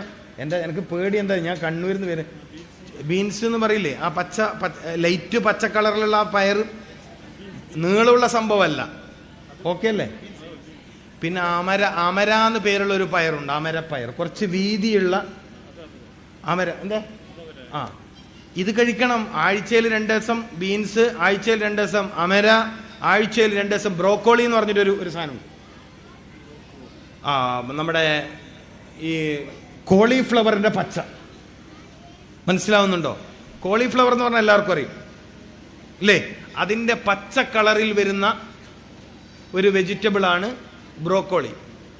അപ്പം മുട്ടുതൈമാനം എന്ന് പറഞ്ഞിട്ട് മംഗലാപുരത്ത് ഇടക്കടെ പോണ്ടി വരൂല. നിങ്ങളിത് കഴിച്ചു നോക്കി. ഈ ക്ലാസ് നിങ്ങൾക്ക് ജീവിതത്തിൽ ഉപകാരപ്പെടും. നിങ്ങളിത് കഴിക്കുക. പക്ഷെ ഒരിക്കൽ കഴിച്ച് പിന്നെ അടുത്തോല്ലല്ല കഴിക്കേണ്ടത്. അങ്ങനെ ഒരു സ്വഭാവം. ബീൻസ് കഴിക്കാൻ പറഞ്ഞ് ഈ ആഴ്ച ഏതായാലും അത് കഴിച്ചു നോക്കാം, പിന്നെ അടുത്ത ആഴ്ച കിട്ടിയും കഴിച്ചില്ലെങ്കിൽ. അങ്ങനെയല്ല. ആഴ്ചയിൽ 2 ദിവസം. പെണ്ണുങ്ങന്മാർ ശ്രദ്ധിക്കണ്ടോ അവിടെ? പെണ്ണുങ്ങന്മാർക്ക് ഇതെല്ലാം പറഞ്ഞു കൊടുക്കേണ്ടത്. ആഴ്ചയിൽ 2 ദിവസം ബീൻസ്, 2 ദിവസം പറയും അമര അല്ലേ, അമര. ആഴ്ചയിൽ 2 ദിവസം കിട്ടുമെങ്കിൽ ബ്രോക്കോളി, അത് കിട്ടില്ലെങ്കിൽ മുതിര എന്ന് പറഞ്ഞിട്ട് ഒരു സാധനം. മുതിര അല്ല, കണ്ടിട്ടും അതിന്റെ പേര് കേട്ടിട്ടും കാലത്രയായി. എന്റെ പ്രിയപ്പെട്ടവരെ, ശരീരത്തിന് ആവശ്യമുള്ളത് കണ്ടെത്തിയിട്ട് ഭക്ഷണമായി കഴിക്കണം. കുലൂ, നിന്റെ ശരീരത്തിന് ആവശ്യമുള്ള വസ്തുക്കളെ കണ്ടെത്തിയിട്ട് നീ ഭക്ഷണം കഴിച്ചാൽ നിനക്ക് രോഗം വരില്ല എന്നാണ് അതിന്റെ അർത്ഥം. അങ്ങനെ അതിന്റെ അർത്ഥം. ഭക്ഷണം കഴിക്കൂ എന്ന് പറഞ്ഞാൽ അതിന്റെ അർത്ഥം എന്താണ്?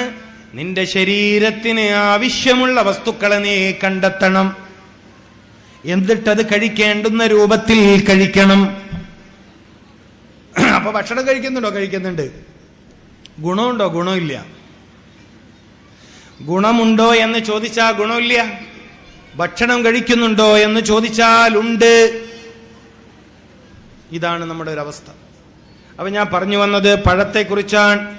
എന്റെ പ്രിയപ്പെട്ട മുഅ്മിനീങ്ങളെ, നമ്മുടെ പ്രിയപ്പെട്ട പിതാവ് അബുൽ ബശർ ആദം അലൈഹിസ്സലാം ഈ ഭൂമിയിലേക്ക് താമസിക്കാൻ വേണ്ടി വരുമ്പോ സ്വർഗലോകത്ത് നിന്ന് പഴങ്ങളുമായിട്ടാണ് വന്നത്. അറിയാമോ നിങ്ങൾക്ക്? ഈ ഭൂമിയിലേക്ക് മനുഷ്യൻ താമസിക്കാൻ വേണ്ടി വരുമ്പോൾ അവിടുന്ന് കൊണ്ടുവന്ന ഭക്ഷണം മാംസമായിരുന്നില്ല, മത്സ്യമായിരുന്നില്ല. അബുൽ ബശർ ആദം അലൈഹിസ്സലാം 16-ൽ പരം വ്യത്യസ്തങ്ങളായ പഴങ്ങളുമായിട്ടാണ് ഭൂമിയിലോട്ട് വന്നത് എന്ന് തഫ്സീർ. 16-ൽ പരം വ്യത്യസ്തങ്ങളായ പഴങ്ങൾ. അതിലേറ്റവും മനുഷ്യന് ഗുണം നൽകുന്ന ഒരു പഴമുണ്ടായിരുന്നു, അത്തിപ്പഴം. ഇന്ന് നമ്മളിൽ മിക്ക ആളുകളും എല്ലാ ദിവസവും 2 വീതം കഴിക്കേണ്ടുന്ന പഴമാണിത്. എങ്ങനെ? എല്ലാ ദിവസവും മിക്ക മനുഷ്യന്മാരും കഴിക്കേണ്ട ഒരു പഴമാണ് അത്തിപ്പഴം. അന്തേ നിങ്ങളിൽ പലർക്കും വയറിന് രോഗമുണ്ട്.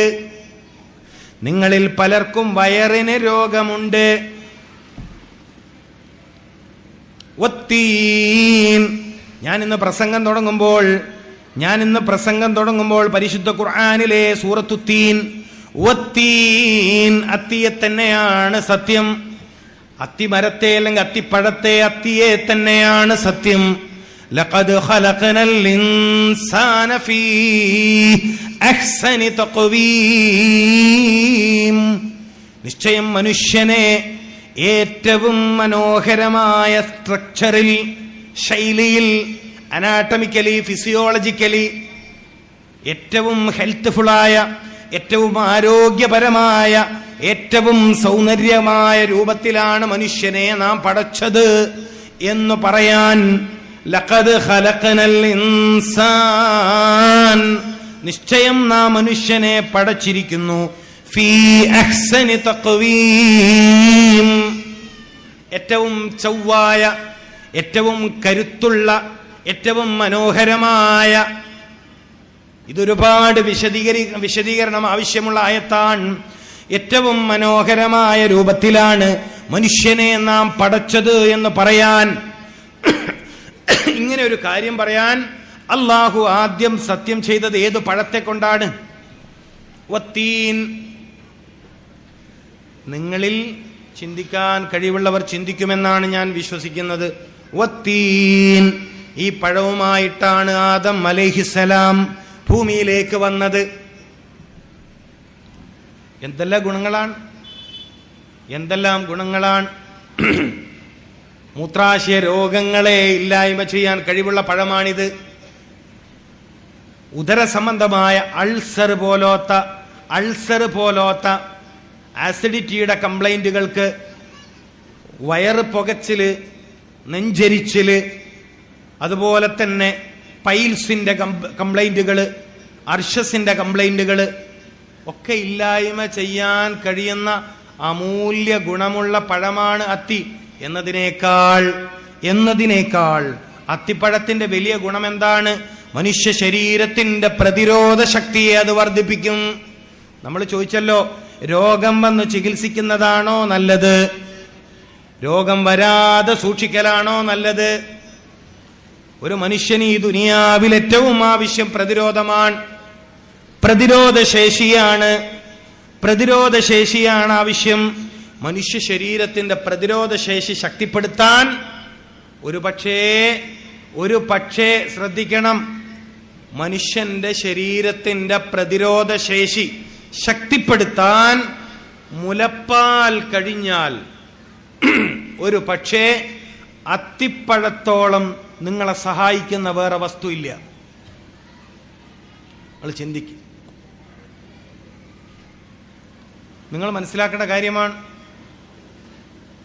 എല്ലാ സമയത്തും മനുഷ്യന്മാർക്ക് കഴിക്കാൻ പറ്റുന്ന ചില പഴങ്ങളുണ്ട്. ചില പഴങ്ങളോ അതിന്റെ സീസണിൽ മാത്രമേ കഴിക്കാൻ പാടുള്ളൂ. മാങ്ങ എന്ന് പറയുന്നത് അതിന്റെ സീസണിലേ കഴിക്കാവൂ. ഓഫ് സീസണിൽ മാങ്ങ കഴിക്കരുത്. വിപണിയിൽ കിട്ടുമെന്ന് പറഞ്ഞിട്ട് കാര്യമില്ല. നമ്മുടെ നാട്ടിൽ മാമ്പഴം എപ്പോഴാണോ ഉണ്ടാവുന്നത് ആ സമയത്താണ് മാങ്ങ കഴിക്കേണ്ടത്. എപ്പോഴാ ചക്ക കഴിക്കേണ്ടത്? കേരളീയ സമൂഹത്തിന്റെ വലിയൊരു സൗഭാഗ്യമുള്ള പഴമാണല്ലോ ചക്ക, ജാക്ക് ഫ്രൂട്ട്. പച്ച ചക്കയിൽ പ്രമേഹത്തെ പ്രതിരോധിക്കാൻ കഴിവുള്ള അമൂല്യമായ ഔഷധ ഗുണമുണ്ട്. അപ്പൊ ചക്ക കഴിക്കേണ്ടത് അതിന്റെ സീസണിലാണ്. ഓരോ പഴങ്ങളും അതിന്റെ സീസണിലാണ് കഴിക്കേണ്ടത്. ഭക്ഷണത്തിലെ രാജകീയ സ്ഥാനം പഴങ്ങൾക്കുണ്ട്. പ്രതിരോധശേഷി. ഇപ്പം നമ്മുടെ നാട്ടിൽ ചില സ്ത്രീകൾക്ക് പ്രസവം കഴിഞ്ഞാൽ മുലപ്പാല് കുറവ് എന്നൊരു വലിയ പ്രയാസമുണ്ട്. ഇന്ന് ഒരുപാട് സ്ത്രീകൾക്ക് ആ പ്രയാസമുണ്ട്. കുഞ്ഞുങ്ങൾക്ക് വേണ്ട രൂപത്തിൽ പാല് കൊടുക്കാൻ, ഫീഡ് ചെയ്യാൻ വേണ്ട രൂപത്തിൽ പാലില്ലാത്തതിന്റെ പ്രയാസം അനുഭവിക്കുന്ന എത്രയോ സഹോദരിമാരുണ്ട്. ഒരുപാട് പ്രശ്നങ്ങളുണ്ട് അതിന്റെ പിന്നിൽ. ഗർഭകാലത്ത് കഴിക്കുന്ന, പ്രഗ്നൻസി പീരീഡിൽ കഴിക്കുന്ന ചില മെഡിസിൻസ്, പ്രസവത്തോട് തൊട്ടടുത്ത് കുത്തിവെക്കുന്ന ചില മരുന്നുകൾ, സഹോദരിമാർ ശ്രദ്ധിക്കണം. പ്രസവത്തിന്റെ തൊട്ടടുത്ത സമയത്ത് കുത്തിവെക്കുന്ന ചില മരുന്നുകൾ, പ്രസവം എളുപ്പമാക്കുമെന്ന് പേര് പറഞ്ഞു നൽകുന്ന ചില മരുന്നുകൾ മുലപ്പാല് വറ്റിക്കാൻ കാരണമായി തീരുന്നു എന്ന് ആരോഗ്യരംഗത്ത് ചില ചർച്ചകളുണ്ട്. നന്നായി കുഞ്ഞുങ്ങൾക്ക് പാല് കൊടുക്കാത്ത സ്ത്രീകൾക്ക് ബ്രസ്റ്റിന് കംപ്ലൈന്റ് വരും. സ്ത്രീകളുടെ ആരോഗ്യത്തെ അത് സാരമായി ബാധിക്കും. മുലപ്പാല് കൊടുക്കുന്നതിലൂടെ പാല് കൊടുക്കുന്ന കുഞ്ഞിന് കിട്ടുന്നതിനേക്കാൾ ഒരുപക്ഷെ ആരോഗ്യം അത് കൊടുക്കുന്ന ഉമ്മാക്ക് കിട്ടുന്നുണ്ട്. മനസ്സിലാക്കണം. സ്ത്രീ ശരീരത്തിന്റെ ആരോഗ്യത്തെ സംരക്ഷിക്കുന്നതിൽ അല്ലാഹു സുബ്ഹാനഹു വ തആല വലിയ ചില കാര്യങ്ങൾ ഒരുക്കിയിട്ടുണ്ട്. ഇതൊന്നും നിസ്സാരമല്ല. സ്ത്രീ ശരീരത്തിന്റെ ആരോഗ്യത്തെ സംരക്ഷിക്കാൻ അല്ലാഹു സുബ്ഹാനഹു വ തആല ചില ഗൗരവമേറിയ കാര്യങ്ങൾ അവരുടെ ശരീരത്തിൽ സംവിധാനിച്ചിട്ടുണ്ട്. ഇപ്പൊ ഒരു ഉദാഹരണം പറയാലോ. ഒരു ഉദാഹരണം ഞാൻ പറയാം. പുരുഷന്മാരെക്കാൾ ഹൃദ്രോഗം വരാൻ, ഹാർട്ട് ഡിസീസ് വരാൻ, പുരുഷന്മാരെക്കാൾ ഹൃദ്രോഗം വരാൻ സ്ത്രീകൾക്ക് സാധ്യത കുറവാണ്. പുരുഷന്മാർക്ക് ഹൃദ്രോഗം വരുന്ന അത്ര ആർക്ക് വരൂല? സ്ത്രീകൾക്ക് വരൂല. കുറെ കാരണങ്ങളുണ്ട്. അതിൻ്റെ ഒരു പ്രധാന കാരണം അവർക്ക് എല്ലാ മാസവും ഉണ്ടാകുന്ന മെൻസസ്. മാസമുറപ്പ് എത്ര വലിയ അനുഗ്രഹമാണ്. മെൻസസ് ആവുക എന്നുള്ളത് എത്ര വലിയ അനുഗ്രഹമാണ്. വ്യാപകമായി ഇന്ന് സ്ത്രീകൾക്ക് ഇത് പ്രശ്നമാണ്. കേരളീയ സ്ത്രീകളിൽ 35 വയസ്സാകുമ്പോഴേക്ക് തന്നെ മെൻസസ് കംപ്ലൈന്റുകൾ വ്യാപകമാണ്. കാരണം പലപ്പോഴും അനാവശ്യ മരുന്നുകൾ കുടിക്കേണ്ടി വരുന്നത്, ശരീരത്തിന് ആവശ്യമില്ലാത്ത മരുന്നുകൾ പലപ്പോഴും കുടിക്കേണ്ടി വരുന്നത് നമ്മുടെ സഹോദരിമാരാണ്.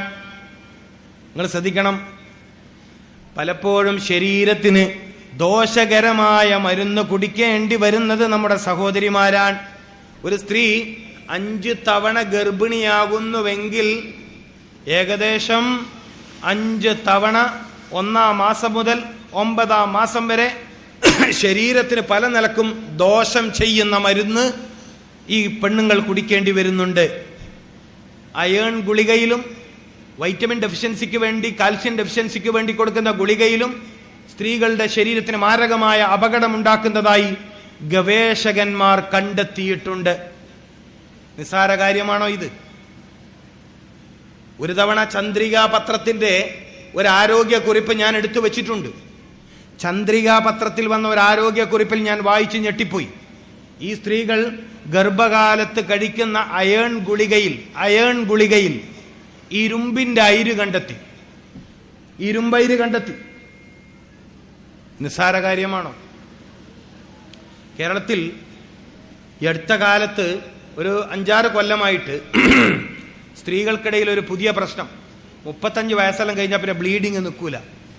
മെൻസസ് ആയ രക്തം ഒരേ പോക്ക. 40 വയസ്സിനോടടുത്ത സ്ത്രീകളിൽ വ്യാപകമായി പ്രശ്നമുണ്ട്. പുരുഷന്മാർക്ക് ഇതിന്റെ ഗൗരവം അറിയില്ല, സ്ത്രീകൾക്കും ഇതിന്റെ ഗൗരവം അറിയില്ല. ഇതിലൂടെ ഉണ്ടാകുന്ന മാരകമായ പ്രശ്നം അറിയില്ല. മാത്രമല്ല 35 വയസ്സാകുമ്പോഴത്തേക്കും ഈ ഓവർ ബ്ലീഡിങ് കാരണം ഗർഭപാത്രം എടുത്തു മാറ്റേണ്ടി വരുന്ന സ്ത്രീകളുടെ എണ്ണത്തിൽ വൻ വർധനവാണ്.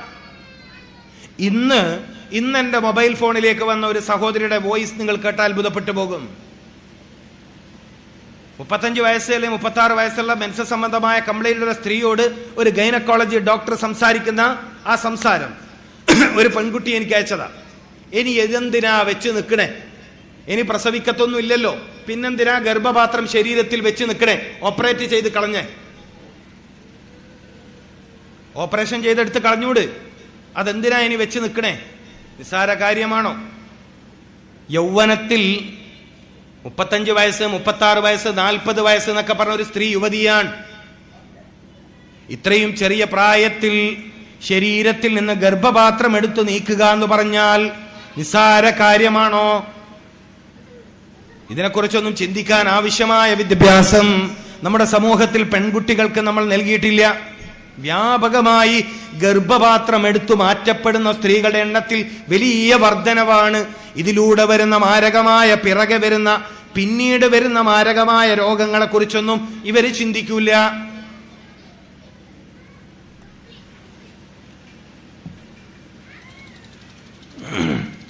നിങ്ങൾ കേട്ടിട്ടുണ്ടോ ഈ അടുത്ത കാലത്ത് മിക്ക സ്ത്രീകൾക്കും ഗർഭപാത്രത്തിൽ മുഴ? നിങ്ങൾ കേട്ടിട്ടില്ലേ ഇതൊന്നും? മഹല്ല് സർവേ നടത്തൂ.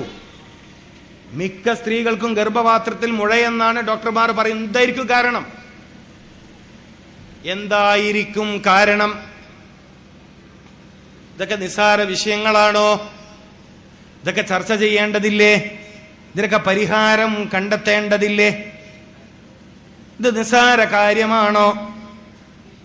താൽക്കാലികമായി പ്രസവം നിയന്ത്രിക്കാൻ കഴിക്കുന്ന ചില മരുന്നുകളൊക്കെ സ്ത്രീകൾ ശ്രദ്ധിക്കാനാ പറയുന്നത്. പ്രസവം നിയന്ത്രിക്കാൻ കഴിക്കുന്ന ഗുളികകളൊക്കെ മാരക രോഗത്തിന്റെ ദുരിതത്തിലേക്ക് തള്ളിയിടും. മനസ്സിലായിക്കോളികൾ. ചില സ്ത്രീകൾ ഗർഭം നിയന്ത്രിക്കാൻ, പ്രസവം നിയന്ത്രിക്കാൻ തൽക്കാലം പ്രഗ്നന്റ് ആവണ്ട എന്ന് കരുതിയിട്ട് പ്രഗ്നൻസിയെ തടയാൻ വേണ്ടി കഴിക്കുന്ന മരുന്നുകളൊക്കെ പിന്നീട് നിങ്ങൾക്ക് തരുന്ന മാരകമായ രോഗങ്ങൾ. അപ്പൊ ഗർഭപാത്രത്തിൽ മുഴ എങ്ങനെ വന്നു? ഫൈബ്രോയിഡിന്റെ പ്രശ്നം എവിടെ നിന്ന് വന്നു? സിസ്റ്റ് എവിടെ നിന്ന് വന്നു? ഇതൊന്നും പരലോകത്ത് പോയി പഠിക്കേണ്ട വിഷയമല്ല. ഇവിടുന്ന് പഠിച്ചിട്ട് ഇവിടുന്ന് സലാമത്താവണം. കാരണം മനുഷ്യന്മാര് ഇത്തരം പ്രയാസങ്ങളിലാണ് ജീവിക്കുന്നത്. മനുഷ്യന്മാര് രോഗത്തിന്റെ പ്രയാസങ്ങളിൽ ജീവിക്കുമ്പോ അതിന് പരിഹാരം പറയാതെ മുസ്ലിം ഉമ്മത്ത് എന്ന് പറഞ്ഞ് ജീവിക്കാൻ നമുക്ക് അവകാശമില്ല. മനുഷ്യ സമൂഹത്തിന്റെ പ്രയാസത്തെ നീക്കേണ്ടവരാണ് മുസ്ലിമീങ്ങളുടെ ജീവിത ദൗത്യം. മനുഷ്യ സമുദായം അകപ്പെട്ടു പോകുന്ന പ്രയാസങ്ങൾക്ക് പരിഹാരം കൊടുക്കാനാണ് നമ്മെ അല്ലാഹു പുറപ്പെടുവിച്ചത്. ഉഖ്രിജത്ത് ലിന്നാസ്, മനുഷ്യന്റെ പ്രയാസം ദൂരീകരിക്കാൻ വേണ്ടിയാണ് നിങ്ങളെ നാം പുറപ്പെടുവിച്ചത്. ഉഖ്രിജത്ത് ലിന്നാസ്, ഉഖ്രിജത്ത് ലിന്നാസ്, മനുഷ്യന്റെ ആവശ്യങ്ങൾക്ക് പരിഹാരം പറഞ്ഞു കൊടുക്കാനാണ് നിങ്ങളെ നാം പുറപ്പെടുവിച്ചത്. മനുഷ്യന്റെ പ്രയാസം രോഗങ്ങളാണ്, മനുഷ്യന്റെ പ്രയാസം വേദനകളാണ്, മനുഷ്യന്റെ പ്രയാസം ശരീരത്തെ വേണ്ടതുപോലെ ഉപയോഗിക്കാൻ കഴിയാത്തതാണ്. നടക്കാൻ പറ്റാത്ത ആളുകൾ, ഇരിക്കാൻ പറ്റാത്ത ആളുകൾ, ഉറക്കം കിട്ടാത്ത ആളുകൾ, വിശപ്പില്ലാത്ത ആളുകൾ, മരുന്ന് കുടിച്ചിട്ടും രോഗം ഭേദമാവാത്ത ആളുകൾ, അവരോട് പറയണം ഖുർആൻ നിങ്ങൾക്ക് പരിഹാരമാണ്. അപ്പൊ രോഗം വരാതിരിക്കാൻ, രോഗം മാരകമാണെങ്കിൽ ചികിത്സിച്ചിട്ട് രോഗം ഭേദമാവില്ലെങ്കിൽ അത് വരാതിരിക്കലാണ് നല്ലത്. ഏറ്റവും വലിയ രസകരമായ സംഭവം ഞാൻ എല്ലാ സദസ്സിലും പറയാറുണ്ട്. മണിപ്പാൾ ഹോസ്പിറ്റൽ, എന്നേക്കാൾ നിങ്ങൾക്കാണ് അടുത്ത്, മണിപ്പാൾ ഹോസ്പിറ്റലിലെ പ്രഗത്ഭനായിരുന്ന BM ഹെഗ്ഡെ ഡോക്ടർ പറഞ്ഞൊരു കാര്യമുണ്ട്.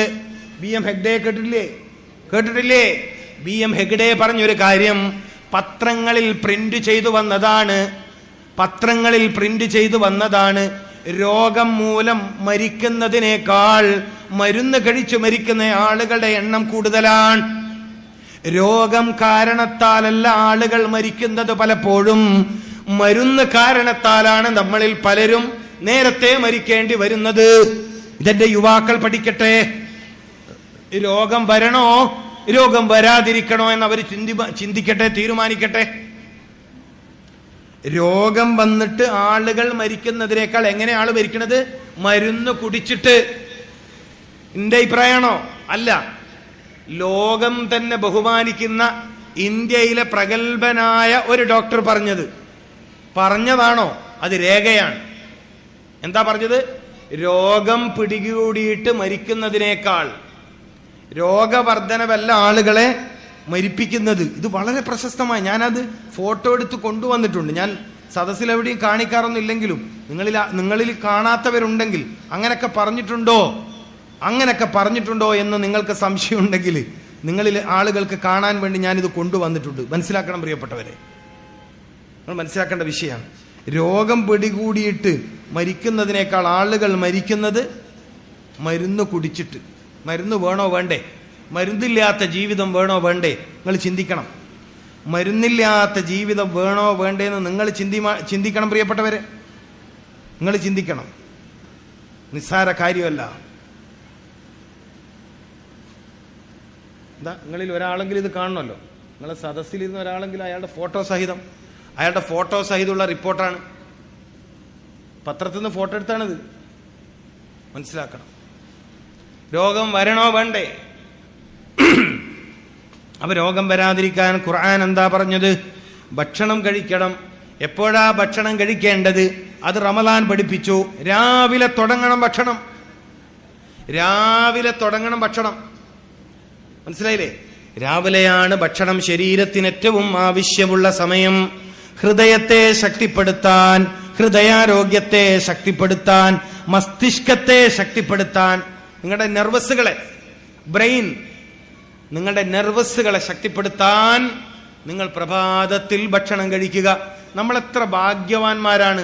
അല്ലാഹുവേ നീ ഉമ്മത്ത് റസൂൽ സല്ലല്ലാഹു അലൈഹി വസല്ലം, ഈ ഉമ്മത്തിൽ ഞങ്ങളെ നീ ജനിപ്പിച്ചല്ലോ. ഇത്രയേറെ ജീവിതത്തിൽ ഗുണപരമായ അറിവ് പഠിപ്പിച്ചു തന്നൊരു നായകന്റെ ഉമ്മത്തിയാവാൻ നീ ഞങ്ങളെ ജനിപ്പിച്ചല്ലോ. അൽഹംദുലില്ലാഹില്ലദീ ജഅലനാ മിൻ ഉമ്മത്തി മുഹമ്മദിൻ സല്ലല്ലാഹു അലൈഹി വസല്ലം. എപ്പോഴാ തിന്നേണ്ടത്, എപ്പോഴാ കുടിക്കേണ്ടത്, എപ്പോഴാണ് ഉറങ്ങേണ്ടത്, എന്തെല്ലാം കാര്യങ്ങളാണ് ഒരു നേതാവ് പഠിപ്പിക്കണേ. ഒരു നേതാവ് എന്തെല്ലാം കാര്യങ്ങളാണ് പഠിപ്പിക്കുന്നത്. അപ്പൊ പഴങ്ങൾ കൊണ്ട് തുടങ്ങുക. അത്താഴം കഴിക്കണം, അത്താഴം ഉപേക്ഷിക്കരുത്. അത് ബർക്കത്തുള്ള ഭക്ഷണമാണ്. എന്താ ബർക്കത്തിന്റെ അർത്ഥം? നിങ്ങൾ ചിന്തിക്ക്. എന്താണ് ബർക്കത്തിന്റെ അർത്ഥം? അത്താഴത്തെ ഉപേക്ഷിക്കരുത്. എപ്പോഴാ അത്താഴം കഴിക്കുക? പുലർച്ചെ 4 മണിന്റെയും 5 മണിന്റെയും ഇടയിലുള്ള സമയം, സുബ്ഹ് ബാങ്കിനോടടുത്ത സമയം. അപ്പൊ ആ സമയത്ത് ഭക്ഷണം കഴിക്കലുണ്ടല്ലേ? ഒരു വർഷം 30 ദിവസം നിങ്ങളെ അതിന് മതം പരിശീലിപ്പിച്ചു. എന്തിന്? ബാക്കി 11 മാസക്കാലവും ഭക്ഷണം കഴിക്കാൻ നല്ല സമയം അതാണെന്ന് ബോധ്യപ്പെടുത്താൻ. നമ്മളത് തുടർന്നില്ല, നമ്മളത് ശീലമാക്കിയില്ല. നമ്മൾ മനസ്സിലാക്കിയത് അത് റമളാനിലേക്ക് മാത്രം പറഞ്ഞ കാര്യമാണ്. എന്നാ അത്തിപ്പറ്റ ഉസ്താദിനെ പോലെയുള്ള മഹാന്മാരായ ആളുകൾ എന്തു മനസ്സിലാക്കി? ഭക്ഷണം കഴിക്കേണ്ട സമയം പൊൽച്ച തന്നെയാണ്, രാവിലെ തന്നെയാണ്, സുബഹി നിസ്കരിക്കുന്നതിന് മുമ്പ് തന്നെയാണ്. മൂപ്പറാ സമയത്ത് കഴിച്ചു. മനസ്സിലാവുന്നുണ്ടോ നിങ്ങൾക്ക്? അപ്പോ ഒരു മനുഷ്യൻ എല്ലാ ദിവസവും കഴിക്കേണ്ട ഭക്ഷണം പഴം.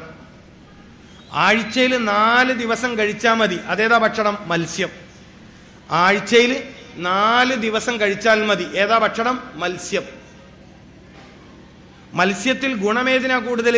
ചെറിയ മത്സ്യങ്ങൾക്ക്. ഇപ്പൊ കുഞ്ഞു മത്സ്യം, കുഞ്ഞു മത്തി, മത്തി എന്നല്ലേ പറയാ, മത്തി എന്ന് പറയില്ല, ചെറിയ മത്തിയില്ലേ, ഈ മത്തിയുടെ ഒക്കെ മുള്ള് ചവച്ച് തിന്നുക. പണ്ടുള്ള ആള് പറയലുണ്ട് മെല്ലെ തിന്നാലും മുള്ളും തിന്നാന്ന് പറയലുണ്ട്. ഇവിടെ പറയലുണ്ടോ അത്? ഇല്ല അല്ലേ? നിങ്ങളൊന്നും പറയില്ലല്ലോ. ഉണ്ടാ? മെല്ലെ തിന്നാൽ മുള്ളും തിന്നാം. അതിന്റെ അർത്ഥം എന്താണ്? ഞാൻ നേരത്തെ പറഞ്ഞ മാതിരി മെല്ലെ ചവച്ചരച്ചിട്ടാണ് ഭക്ഷണം കഴിക്കേണ്ടത്. എന്നെങ്കിലേ തടിക്ക് ഗുണം കിട്ടുന്ന മുള്ള് നിനക്ക് തിന്നാൻ പറ്റൂന്ന് അതിന്റെ അർത്ഥം. നമ്മൾ പിന്നെ മുള്ള് തിന്നലില്ല, പൂച്ചക്കാ കൊടുക്കുക. പൂച്ച ഉണ്ടെങ്കിൽ പൂച്ചക്ക് കൊടുക്കും. അതുകൊണ്ട് പൂച്ചക്ക് 4 കാലിന് സൂക്കേടില്ല. നമുക്കാകെ 2 കാലേ ഉള്ളൂ, 2 ഡാമേജാ. ഇതിനാ ശരിക്കും നടക്കാൻ പറ്റുന്ന എത്ര ആളുണ്ട്? നിങ്ങൾ പറയും, ശരിക്കും നടക്കാൻ പറ്റുന്ന എത്ര ആളാ കൂട്ടത്തിലുള്ളത്? ഇതൊന്നും കുറ്റം പറയലൊന്നല്ല കേട്ടോ, തിന്നേണ്ടത് തിന്നാത്തോണ്ട് വന്ന രോഗം. അപ്പൊ ഖുർആൻ എന്താ പറഞ്ഞത്? തിന്നാൽ രോഗം വരൂല. അത് എവിടുന്നാ പഠിക്കേണ്ടത്? റസൂലുള്ളാഹി സല്ലല്ലാഹു അലൈഹി വസല്ലമ തങ്ങളിൽ നിന്ന്, അവിടുത്തെ അനന്തരവന്മാരിൽ നിന്ന്, സ്വഹാബി വര്യന്മാരിൽ നിന്ന്, റളിയല്ലാഹു അൻഹും, അഇമ്മത്തിൽ നിന്ന്, പൂർവസൂരികളായ പണ്ഡിതരിൽ നിന്ന്. മനസ്സിലാകുന്നുണ്ടോ? മെല്ലെ തിന്നാൽ. ഇപ്പൊ തൈറോയിഡിന്റെ പ്രശ്നം എല്ലാ പെണ്ണുങ്ങൾക്കും അറിയില്ലേ? തൈറോയിഡ് പ്രശ്നം നിസാര സംഭവമാണോ? ഇത് നിസാരാണോ? നിങ്ങളിൽ പലർക്കും തൈറോയിഡിന്റെ കംപ്ലൈന്റ് ഉണ്ടെന്ന് വെച്ചോ. ഞാൻ നേരത്തെ പറഞ്ഞൊരു പഴം ഉണ്ടല്ലോ, നേന്ത്രപ്പഴം, മനസ്സിലായിട്ടില്ല? ഈ നേന്ത്രപ്പഴം തിന്നതിന് ശേഷം, പെണ്ണുങ്ങളോടാ പറയുന്നത്, ഇവിടെ ശ്രദ്ധിക്കും. നേന്ത്രപ്പഴം തിന്നതിന് ശേഷം അതിന്റെ തൊലിയില്ലേ, തൊലി, അതിന്റെ ഉൾഭാഗം ചുരണ്ടിയിട്ട്, ഇവിടെ ശ്രദ്ധിക്കും പെണ്ണുങ്ങൾ, ഇവിടെ ശ്രദ്ധിക്കും. ഇവിടെതാ ഇങ്ങനെ തൊലിയുടെ ഉൾഭാഗം ഇങ്ങനെ ചുരണ്ടുക. മനസ്സിലാവുന്നില്ല അല്ലെ? മനസ്സിലായിട്ടില്ല? മനസ്സിലായോ? നേന്ത്രപ്പഴത്തിന്റെ തൊലി അത് മേശന്റെ മുകളിൽ നിർത്തി വെക്കുക. മനസ്സിലായില്ലേ? എന്നിട്ട് അതിന്റെ ഉള്ളിൽ ഇങ്ങനെ സ്പൂൺ കൊണ്ട് ചിരണ്ടി എടുത്തിട്ട് അത് കഴിക്കുക. നമ്മളിത് പശുവിന് വെള്ളത്തിലിട്ട് കൊടുക്കും. പശുവിന് അതുകൊണ്ട് കാലിന് സുഖേടുണ്ടോ? ഉണ്ടോ? നിങ്ങളിങ്ങനെ മംഗലാപുരത്ത് ഗുളികയും വാങ്ങി നടന്നോളി. ഗുണമുള്ളതൊന്നും നിങ്ങൾ കഴിക്കുന്നില്ല പ്രിയപ്പെട്ടവരെ. ഖുർആൻ പറഞ്ഞത് ഭക്ഷണം കഴിക്കൂ, സൂക്കേട് വരൂല.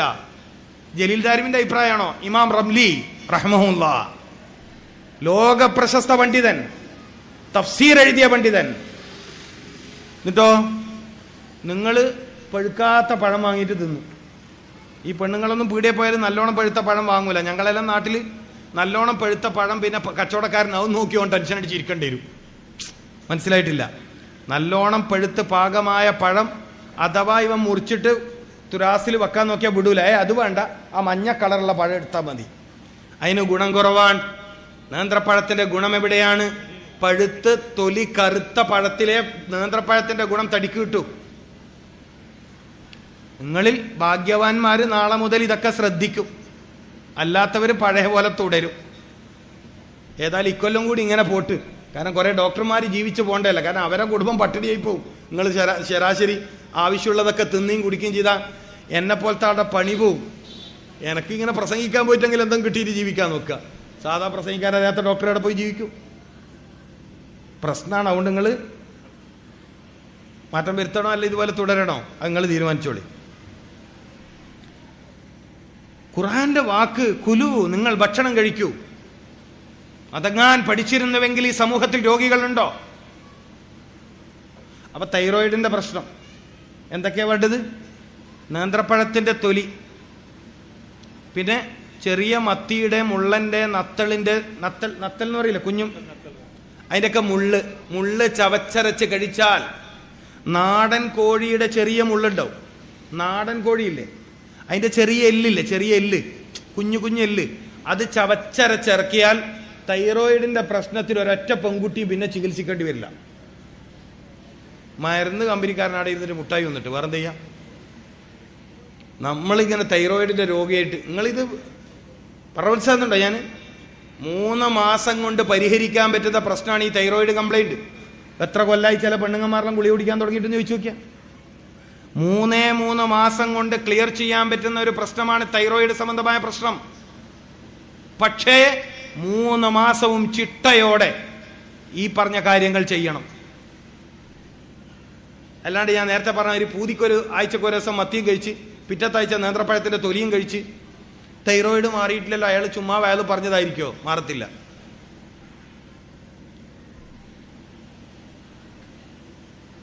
പിന്നെ ചില ആളുകൾക്കൊന്നും വീട്ടിൽ മരുന്നില്ലെങ്കിൽ ഒരു സമാധാനക്കേടാണ്. അങ്ങനെയുള്ള കൗമുണ്ട്. മരുന്ന് തീർന്നാ ബേജാറുള്ളവര്, മരുന്നില്ലെങ്കിൽ പ്രയാസം. മരുന്നില്ലാണ്ട് എങ്ങനെയാ മുന്നോട്ട് പോവാ? മരുന്ന് വേണ്ട എന്ന് വെക്കുന്ന ഇതാ റിപ്പോർട്ട് ഇവിടെ ഉണ്ട് കേട്ടോ, കാണേണ്ടവര്. രോഗം മൂലം മരിക്കുന്നവരെക്കാൾ കൂടുതൽ പേർ മരിക്കുന്നത് മരുന്നുകളുടെ പാർശ്വഫലങ്ങൾ മൂലം. Doctor B M Hegde.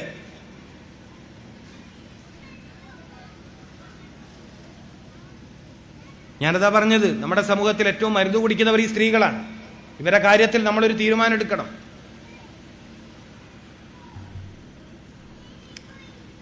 അപ്പോ രാവിലെ ഭക്ഷണം കഴിക്കുക, പഴങ്ങൾ കൊണ്ട് തുടങ്ങുക. മനുഷ്യൻ ഭൂമിയിൽ താമസം ആരംഭിച്ചത് പഴഭക്ഷണത്തോടൊപ്പം സയ്യിദുനാ മുഹമ്മദുർ റസൂൽ സല്ലല്ലാഹു അലൈഹി വസല്ലമ തങ്ങൾക്ക് ഏറ്റവും താല്പര്യമുള്ള ഭക്ഷണം പഴമായിരുന്നു. പഴങ്ങൾ വളരെ താല്പര്യത്തോടെ കഴിക്കുന്ന ആളായിരുന്നു. നമ്മളങ്ങനെ ചെയ്യണം. അപ്പോ വിശക്കുമ്പോൾ മാത്രം ഭക്ഷണം കഴിക്കുന്ന ശൈലിയാണ് ഇസ്ലാം മുന്നോട്ട് വെക്കുന്നത്. എപ്പോഴാണ് ഭക്ഷണം കഴിക്കേണ്ടത്? എപ്പോഴാണ് ഒരു മനുഷ്യൻ ആരോഗ്യത്തിന് ഗുണപരമാകുന്ന രൂപത്തിൽ ഭക്ഷണം കഴിക്കേണ്ടത്? വിശക്കുമ്പോഴാണ് ഭക്ഷണം കഴിക്കേണ്ടത്. ഒരു മറുപടി അതാണ്. വിശപ്പില്ലെങ്കിലോ ഭക്ഷണം കഴിക്കാൻ പാടില്ല. അപ്പൊ ഒരു ദിവസം മുഴുവൻ വിശക്കാത്ത ആളോ, അയാൾ ഡോക്ടറെ കാണുക. ഇസ്ലാം പഠിപ്പിക്കുന്നു, മുഹമ്മദ് റസൂൽ സല്ലല്ലാഹു അലൈഹി വസല്ലമ തങ്ങൾ പഠിപ്പിക്കുന്നു, വിശക്കുമ്പോഴാണ് ഭക്ഷണം കഴിക്കേണ്ടത്. അപ്പൊ സദസ്സിലുള്ള ഒരാൾക്ക് ചോദ്യം, ഒരാൾക്ക് തീരെ വിശപ്പില്ല, അപ്പൊ അയാൾ തിന്നണ്ടെന്നാണോ?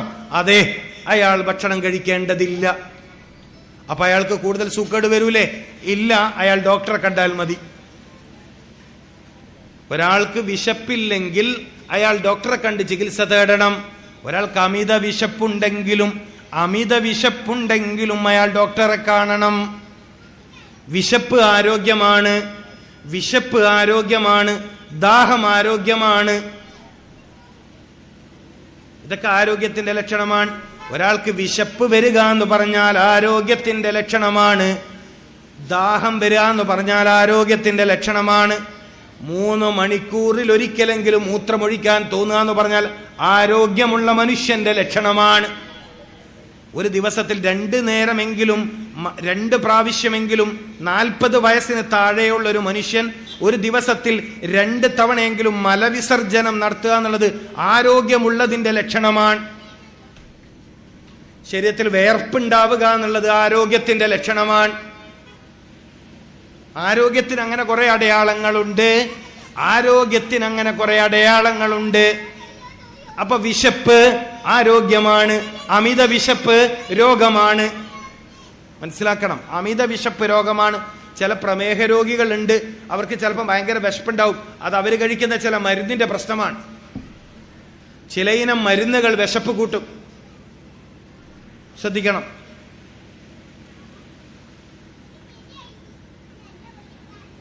അപ്പൊ പ്രമേഹ രോഗികളായ ചില സഹോദരന്മാർക്ക് രാവിലെ തന്നെ പഴം കഴിക്കുക എന്ന് പറഞ്ഞാൽ, ഞങ്ങളോട് ഡോക്ടർമാർ മധുരം കഴിക്കണ്ട എന്ന് പറഞ്ഞുകൊണ്ട് ഇപ്പൊ പഴം കഴിക്കില്ലല്ലോ.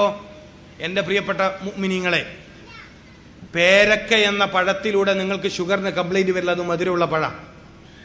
പപ്പായ, കർമൂസ എന്ന് പറയുന്ന പഴത്തിലൂടെ നിങ്ങൾ പ്രമേഹ രോഗിയാണ്, നിങ്ങൾ കംപ്ലൈന്റ് വരില്ല, അത് പ്രകൃതിപരമായ മധുരമാണ്. നേന്ത്രപ്പഴത്തിലൂടെയും നിങ്ങൾക്ക് ഷുഗറിന് പ്രത്യേക തകരാറൊന്നും വരില്ല. മധുരം പ്രശ്നം വരുത്ത് ബേക്കറി മധുരം, പിന്നെ പാൽപ്പൊടി ചേർത്ത ചായ, മിൽക്ക് പൗഡർ കമ്പനികൾ നിർമ്മിക്കുന്ന പാൽപ്പൊടി ചേർത്ത ചായ, അത് ഷുഗർ രോഗികൾ ഒഴിവാക്കൽ നല്ലതാണ്. ബേക്കറി ഐറ്റംസ് ഒഴിവാക്കൽ നല്ലതാണ്. പിന്നെ ബ്രോയിലർ ചിക്കൻ ഒഴിവാക്കുന്നത് നല്ലതാണ്. പിന്നെ ചെമ്മീൻ, അയക്കൂർ, ആവോലി പോലത്തെ വലിയ കൊഴുപ്പുള്ള സാധനങ്ങൾ ഒഴിവാക്കൽ നല്ലതാണ്. തീരെ പറ്റൂല എന്നല്ല, ഒഴിവാക്കൽ നല്ലതാണ്. അതിലൊക്കെയാ ശ്രദ്ധിക്കേണ്ടത്. അല്ലാതെ നേന്ത്രപ്പഴത്തിലും പേരക്കയിലും പിന്നെ പപ്പായാലും നിങ്ങൾ പേടിച്ച് ബേജാറായി മാറി നിൽക്കണ്ട. ഞാൻ പഴം കഴിക്കണമെന്ന് പറഞ്ഞപ്പോൾ കുറേ പ്രമേഹ രോഗികൾക്ക് ബേജാറുണ്ടാവേ, അതുകൊണ്ടാണ് ഞാനിത് ഓർമ്മിച്ച് പറഞ്ഞത്. അവർ ശ്രദ്ധിക്കേണ്ട കാര്യം ഇതൊക്കെയാണ്. അള്ളാഹു എല്ലാവരെയും ആരോഗ്യമുള്ള ജീവിതത്തിലേക്ക് എത്തിച്ചേരട്ടെ. ഞാൻ ഇനി ഒരു 5 മിനിറ്റ് കൂടി മാത്രമേ സംസാരിക്കുള്ളൂ. കാരണം എനിക്ക് 11 മണിക്കത്തെ ട്രെയിനിന് പോകണം. നാളെ സുബഹിക്ക് 5 മണിക്ക് വേറെ സ്ഥലത്ത് പരിപാടിക്ക് പോകേണ്ടതാണ്. അപ്പോൾ 8 മണിക്ക് പ്രസംഗം തുടങ്ങാൻ പറ്റുമെന്ന് കരുതിയിരുന്നു. 2 മണിക്കൂർ പ്രസംഗിക്കണമെന്നാണ് ഞാൻ ആഗ്രഹിച്ചിരുന്നത്. പക്ഷെ അതിന് പറ്റിയില്ല, 8:30 അപ്പോൾ ഒരു 5 മിനിറ്റ് കൂടി പറയും. കാരണം ഇല്ലെങ്കിൽ എൻ്റെ യാത്ര ബുദ്ധിമുട്ടാവും. യാത്ര ബുദ്ധിമുട്ടായാലും നാളത്തെ 2 പരിപാടി പ്രശ്നമാവും. പറഞ്ഞ മനസ്സിലായില്ലേ? അപ്പോൾ കുറച്ച് കാര്യങ്ങൾ നിങ്ങൾക്ക് പഠിക്കാൻ പറ്റുന്ന കുറച്ച് കാര്യം പറഞ്ഞിട്ടുണ്ട്. എല്ലാ കാര്യങ്ങളും ഒറ്റ ദിവസം പഠിക്കാൻ പറ്റൂലല്ലോ. പിന്നെ എപ്പോഴെങ്കിലും അള്ളാഹു തൗഫീഖ് ചെയ്ത് വരാൻ അവസരം ഉണ്ടെങ്കിൽ അന്ന് ബാക്കി കാര്യം നമുക്ക് പഠിക്കാം. മനസ്സിലായില്ലേ? അപ്പോൾ മാത്രമല്ല, രാത്രി ഉറക്കൊഴിഞ്ഞാൽ പകൽ തീരെ ഉറങ്ങാത്ത ഒരാളാണ് ഞാൻ. എനിക്ക് പകൽ ഉറങ്ങാൻ സമയമില്ല. സാധാരണ നമ്മളെ ബഹുമാനപ്പെട്ട ഉസ്താദുമാർ, വയത് പറയുന്ന ഉസ്താദുമാർ തന്നെ അവർക്ക് പകല് വിശ്രമമാണ്. എനിക്ക് ആശുപത്രിയിൽ പോയി രോഗികളെ നോക്കണം. കാരണം നാളത്തെ ടോക്കൺ ഇന്നേ അവർ കൊടുത്തു വെച്ചിട്ടുണ്ടാവും. നാളത്തെ ടോക്കൺ ഇന്നേ കൊടുത്ത് വയത് പറയാൻ പോയി എന്ന് പറഞ്ഞാൽ എനിക്ക് പകൽ ഉറങ്ങി ക്ഷീണം മാറ്റാൻ സമയമില്ല. മനസ്സിലാക്കണം. ഞാനിന്ന് ഹോസ്പിറ്റലിൽ നിന്നാണ് ഇങ്ങോട്ട് വന്നേ. സാധാരണ ഉസ്താദുമാർ പള്ളിയിൽ നിന്നാണ് ഉസ്താദുമാർ വയതിന് വരിക. അപ്പം ഇന്ന് വന്നത് പിന്നെ ഒരു ഉസ്താദ് അല്ലാത്തത് കൊണ്ട് തിരക്കേടില്ല. ഞാൻ വന്നത് ഹോസ്പിറ്റലിൽ നിന്നാണ്. മനസ്സിലാക്കണം. അപ്പം എനിക്ക് പകല് ജോലി ഉള്ളതുകൊണ്ട് രാത്രി ഉറക്കൊഴിയാൻ കഴിയില്ല. അതുകൊണ്ട് ഞാൻ പ്രസംഗം നിർത്തുകയാണ് കേട്ടോ. ഒരു രക്ഷയിൽ നിങ്ങൾ വിചാരിക്കേണ്ട വേഗം നിർത്തിയിട്ട് എന്താ പോയെന്ന് വിചാരിക്കരുത്. കാരണം എനിക്ക് മാക്സിമം ഒരു സ്ഥലത്ത് 2 മണിക്കൂറേ പറയാനൊക്കെ ഉള്ളൂ. പിന്നെ 11 മണിക്കാണ് ട്രെയിന്. റോഡ് വളരെ പ്രയാസമാണ്. സ്പീഡിൽ വണ്ടി പോകാൻ കഴിയില്ല. നമ്മളാ ഡ്രൈവർ എങ്ങനെ ബുദ്ധിമുട്ടിയിട്ടാണ് ഇവിടെ എത്തിച്ചെന്നറിയും. 8:05 ആകുമ്പോഴത്തേക്ക് മൂപ്പരുടെ എത്തിച്ചിന്. പക്ഷെ പിന്നെ നമ്മളെല്ലാവരും എത്താനും വൈകി. ഇന്നലെ തുടങ്ങിയതുപോലെ ഇന്നും വൈകും എന്നൊക്കെ കരുതിയിട്ടായിരിക്കും. സാരമില്ല. ഏറ്റവും പ്രധാനപ്പെട്ട ഒരു പോയിന്റ് ഞാൻ നിങ്ങൾക്ക് പറഞ്ഞു തന്നിട്ടുണ്ട്. അതെന്താണ്? ഭക്ഷണം ശ്രദ്ധിച്ചാൽ തന്നെ സർവ്വരോഗത്തെ ഇല്ലാണ്ടാക്കാൻ പറ്റും. മുത്തുനബി സല്ലല്ലാഹു അലൈഹി വസല്ലമ തങ്ങളോട് റോം ചക്രവർത്തിമാരുടെ ചികിത്സിക്കുന്ന ഡോക്ടർമാർ ഒരു ചോദ്യം ചോദിച്ചു. റോമായിലെ ചക്രവർത്തിമാരെ, രാജാക്കന്മാരെ ചികിത്സിക്കുന്ന പ്രഗത്ഭന്മാരായ ഡോക്ടർമാർ മദീനയിൽ വന്നിട്ട് ചോദിച്ചു, മദീനയിൽ എന്തുകൊണ്ടാണ് സൂക്കേടില്ലാത്തതെന്ന്. ഈ ഒരൊറ്റ പോയിന്റ് പഠിച്ചാൽ മതി. ഇന്നത്തെ വയത് നിങ്ങൾക്ക് മതിയാവും. മദീനയിൽ എന്താ രോഗികളില്ലാത്തത്? മുത്തനബി പറഞ്ഞ മറുപടി, വിശന്നാലേ ഭക്ഷണം കഴിക്കാറുള്ളൂ. വിശന്നാലേ ഭക്ഷണം കഴിക്കാറുള്ളൂ. രണ്ടാമത്തെ മറുപടി, ഭക്ഷണം കഴിച്ചാൽ അവർക്ക് വയറ് നിറയാറില്ല. ഈ 2 കാര്യങ്ങൾ നിങ്ങൾക്ക് ജീവിതത്തിൽ തുടരാൻ പറ്റുമെങ്കിൽ, തുടങ്ങാൻ പറ്റുമെങ്കിൽ, തുടരാന്ന് പറയണമെങ്കിൽ ഇന്നലെ ചെയ്തല്ലേ നാളെ തുടരുണ്ട്. വിശന്നാൽ മാത്രം ഭക്ഷണം കഴിക്കുക, ഭക്ഷണം കഴിച്ചാൽ വയറ് നിറയരുത്. ഈ ഒരൊറ്റ കാരണം കൊണ്ട് നിങ്ങൾക്ക് ഒരുപാട് രോഗങ്ങളെ ഇല്ലായ്മ ചെയ്യാൻ കഴിയും. അതിന്റെ സയൻസ് പറയാൻ ഇപ്പൊ സമയമില്ല. ഒരു പോയിന്റ് പറഞ്ഞു തന്നു. അപ്പൊ വിശക്കുമ്പോഴാണ് ഭക്ഷണം കഴിക്കേണ്ടത്. ഭക്ഷണം കഴിക്കുന്ന സമയത്ത് നിങ്ങൾക്ക് വുളു ഉണ്ടെങ്കിൽ ആ ഭക്ഷണത്തിന്റെ ഗുണം നിങ്ങളുടെ ശരീരത്തിൽ ഇരട്ടിക്കും. ഭക്ഷണം കഴിക്കുന്ന സമയത്ത് നിങ്ങൾക്ക് വുളു ഉണ്ടെങ്കിൽ ആ ഭക്ഷണത്തിന്റെ ഗുണം നിങ്ങൾക്ക് ഇരട്ടിക്കും. അള്ളാഹു തൗഫീഖ് ചെയ്യട്ടെ.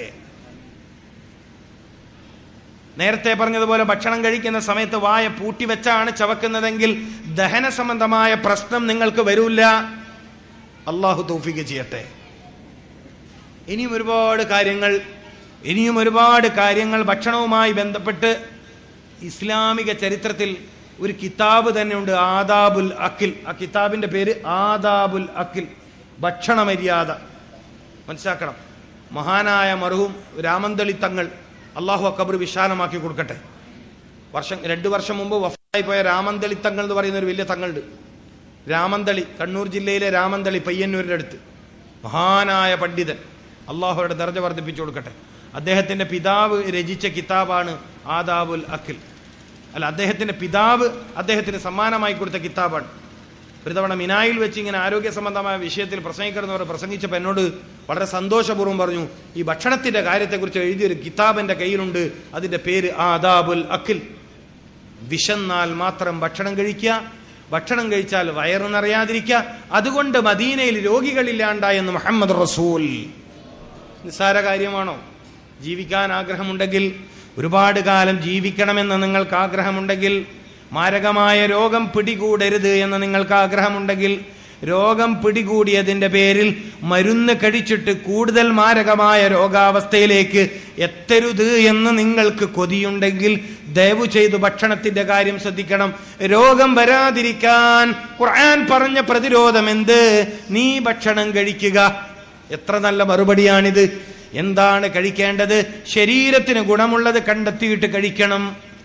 ഉഷ്ണകാലമായാൽ മാമ്പഴം കഴിക്കണം. മൂത്രാശയ രോഗം വരാതിരിക്കാൻ സഹായിക്കും. മെൻസസ് സംബന്ധമായ കംപ്ലൈന്റ് ഉള്ള സ്ത്രീകൾ പപ്പായ പഴുത്തത് കഴിക്കണം, അത് ഗുണം ചെയ്യും. അപ്പൊ എന്താണ് എനിക്ക് ഭക്ഷണം എന്നത് കണ്ടെത്തി കഴിക്കുന്ന ശീലമുണ്ടാവണം. എന്റെ ഭക്ഷണം എന്ത് എന്ന് ഓരോ മനുഷ്യനും പ്രത്യേകം കണ്ടെത്തണം. ഗർഭിണിയായിട്ടില്ല, കല്യാണം കഴിഞ്ഞ് കൊല്ലങ്ങൾ കുറയായി, ഔക്കാഡ എന്ന് പറയുന്ന ഒരു പഴമുണ്ട്, ബട്ടർ ഫ്രൂട്ട്, പച്ച കളറിൽ ബട്ടർ ഫ്രൂട്ട്, പ്രസവത്തെ സപ്പോർട്ട് ചെയ്യുന്ന, ഗർഭിണിയാവാൻ സഹായിക്കുന്ന, ഗർഭപാത്രത്തെ ശക്തിപ്പെടുത്തുന്ന പഴമാണ്. അപ്പൊ ഓരോന്നിലേക്കും ഗുണപരമായ ഭക്ഷണം കഴിച്ചാൽ രോഗമില്ല. അപ്പൊ രോഗം വരാതിരിക്കാൻ ഭക്ഷണം. അപ്പൊ കാഴ്ചശക്തി കുറയാതിരിക്കാൻ ബദാം കഴിക്കുന്നത് നല്ലതാണ്. അപ്പൊ ഓരോന്നിലേക്കും ഭക്ഷണം, ഓരോന്നിലേക്കും ഭക്ഷണം. ഭക്ഷണം വളരെ പ്രധാനപ്പെട്ട ഒരു വിഷയമാണ്. അതുകൊണ്ടാണ് ഈ ഭൂമിയിലെ മനുഷ്യന്റെ ഏറ്റവും അടിസ്ഥാനപരമായ 3 കാര്യങ്ങൾ ഏതൊക്കെ? ഒന്ന് ഭക്ഷണം, മറ്റൊന്ന് വസ്ത്രം, മറ്റൊന്ന് പാർപ്പിടം. വീട് നിർമ്മാണത്തിലെ അപാകത കൊണ്ടുവരുന്ന രോഗങ്ങൾ ഒരുപാട് പറയാനുണ്ട്. പ്രസംഗം നിർത്തല്ലേ, പറയാൻ കഴിയില്ല. നിങ്ങൾ നിർമ്മിച്ച വീടിന് സംഭവിച്ച അപാകത കൊണ്ട് നിങ്ങൾക്ക് വരുന്ന രോഗമുണ്ട്, പറയാൻ സമയമില്ല. രോഗങ്ങളെ തടഞ്ഞു നിർത്താൻ വീട്ടുമുറ്റത്ത് നടയേണ്ടുന്ന അത്തി പോലോത്ത മരം, അത്തിമരം, അത്തിപ്പഴത്തിന്റെ മരം, തെങ്ങ് ഇപ്പൊ ഇത് കണ്ടില്ല പലരും മുമ്പിൽ, അവിടെ തെങ്ങല്ലേ അത് തെങ്ങാണോ?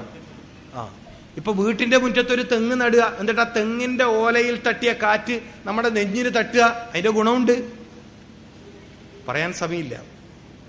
അപ്പൊ വീട് നിർമ്മാണത്തിലെ അപാകത കൊണ്ടുവരുന്ന രോഗങ്ങളുണ്ട് പ്രിയപ്പെട്ടവരെ. വസ്ത്രം ധരിക്കുന്നതിലെ അപാകത കൊണ്ടുവരുന്ന രോഗമുണ്ട്. ടൈറ്റായ പാന്റ് ധരിക്കുന്ന ചെറുപ്പക്കാർക്ക് എന്തെല്ലാം സൂക്കേട് വരും. സംഭവം നല്ല ഫാഷനാണ്, പക്ഷേ എല്ലാ ദിവസവും ടൈറ്റായ പാന്റ് ധരിച്ച് നടക്കുന്ന ചെറുപ്പക്കാർക്ക് വരുന്ന രോഗം പറയാനുണ്ട്. ഒരുപാട് കാര്യങ്ങൾ പഠിക്കാനുണ്ട്. ഇത്തരമൊരു വിഷയം ചർച്ചക്ക് തെരഞ്ഞെടുത്ത ബഹുമാനപ്പെട്ട മഹല്ല് ഭാരവാഹികൾ ഞാൻ അങ്ങേയറ്റം അഭിനന്ദിക്കുകയാണ്. നിങ്ങൾ ഈ മഹല്ല് നിവാസികൾക്ക്, ഈ നാട്ടുകാർക്ക് നിങ്ങൾ ചെയ്തു കൊടുത്ത വലിയൊരു സേവനമാണ്. ഇത് തുടങ്ങിയിട്ടേ ഉള്ളൂ. ഇതൊരുപാട് പഠിക്കാനുണ്ട്. ഓരോ രോഗങ്ങളും വരുന്ന വഴികളെക്കുറിച്ച് മനസ്സിലാക്കാനുണ്ട്. ഏറ്റവും പ്രധാനപ്പെട്ട, എല്ലാവർക്കും ഒരുപോലെ ഉപകാരപ്പെടുന്ന ഭക്ഷണവുമായി ബന്ധപ്പെട്ട കുറഞ്ഞൊരു കാര്യം മാത്രമേ ഞാൻ തുടങ്ങി വെച്ചിട്ടുള്ളൂ. വെള്ളം പറയാനുണ്ട്. കുടിക്കുന്ന വെള്ളത്തെക്കുറിച്ച് ഒരുപാട് കാര്യം പറയാനുണ്ട്. കിണർ വെള്ളത്തെക്കുറിച്ച്, ബോർവെൽ വെള്ളത്തെക്കുറിച്ച്, കുഴൽക്കിണറിലെ വെള്ളത്തെക്കുറിച്ച്, പലപ്പോഴും രുചികരമെന്ന് കരുതി നമ്മൾ കുടിച്ച ബോട്ടിൽ വെള്ളങ്ങളെക്കുറിച്ച്, പേരിൽ മിനറൽ വാട്ടറാണെങ്കിലും ആ ബോട്ടിലിൽ മിനറൽസ് ഉണ്ടോ എന്നതിനെ കുറിച്ച് ഒരുപാട് കാര്യങ്ങൾ ചർച്ച ചെയ്യാനുണ്ട്. വെള്ളം കുടിക്കാത്തതിന്റെ പേരിൽ വരാൻ സാധ്യതയുള്ള, മതിയായ അളവിൽ വെള്ളം കുടിക്കാത്തതിന്റെ പേരിൽ വരാൻ സാധ്യതയുള്ള മൂത്രാശയ രോഗത്തെക്കുറിച്ചും കിഡ്നി സംബന്ധമായ അപകടത്തെക്കുറിച്ചും ഈ സമൂഹം ബോധവൽക്കരിക്കപ്പെടേണ്ടതുണ്ട്. മനസ്സിലാക്കണം. അങ്ങനെ ഒരുപാട് കാര്യങ്ങൾ നമുക്ക് പഠിക്കാനും മനസ്സിലാക്കാനുമുണ്ട്. അള്ളാഹു നമുക്ക് അതിലേക്കുള്ള വഴി എളുപ്പമാക്കി തരട്ടെ. അള്ളാഹു നമ്മളെ അതിലേക്കുള്ള വഴി എളുപ്പമാക്കി തരട്ടെ. സയ്യിദുനാ മുഹമ്മദ് റസൂൽ സല്ലല്ലാഹു അലൈഹി വസല്ലം ജീവിതത്തിലെ വലിയ സൗഭാഗ്യമാണ്, നമുക്ക് അള്ളാഹു നൽകിയ വലിയ സൗഭാഗ്യമാണ്. ഏറ്റവും ശരിയായ ജീവിത വിജയത്തിന്റെ മാർഗങ്ങൾ പഠിപ്പിച്ചു തന്ന ദൂതരാണ്. ആ വഴി പഠിക്കുക. നമ്മൾ ഏറ്റവും ലാസ്റ്റത്തെ ഒരു വാക്കുകൂടി പറഞ്ഞ് ഞാൻ പ്രസംഗം നിർത്താൻ. ഇന്ന് വ്യാപകമാകുന്ന രോഗങ്ങളെക്കുറിച്ച്, ഇന്ന് സമൂഹത്തിൽ വ്യാപകമാകുന്ന രോഗങ്ങളെക്കുറിച്ച് പൊതുവെ ഡോക്ടർമാർ പറയുന്ന ഒരു പേരുണ്ട്, ലൈഫ് സ്റ്റൈൽ ഡിസീസ്, ജീവിതശൈലി രോഗം. കേട്ടിട്ടോ? ജീവിതശൈലി രോഗം എന്നാണ് ഇന്ന് വ്യാപകമായി. ക്യാൻസർ, കരള് രോഗം, കിഡ്നി രോഗം, അതുപോലെ അറ്റാക്ക്, പിന്നെ സ്ട്രോക്ക്, പക്ഷാഘാതം, പെട്ടെന്നൊരു ഭാഗം തളർന്ന് കിടപ്പിലാവുക, എല്ല് തേയ്മാനം, ഇതൊക്കെ ജീവിതശൈലി രോഗമാണ്. രോഗം വരാത്ത ശൈലിയുണ്ട്. ജീവിതത്തിൽ ഒരിക്കലും നിങ്ങളെ രോഗം പിടികൂടാതെ ജീവിക്കാൻ പറ്റുന്നൊരു ശൈലിയുണ്ട്.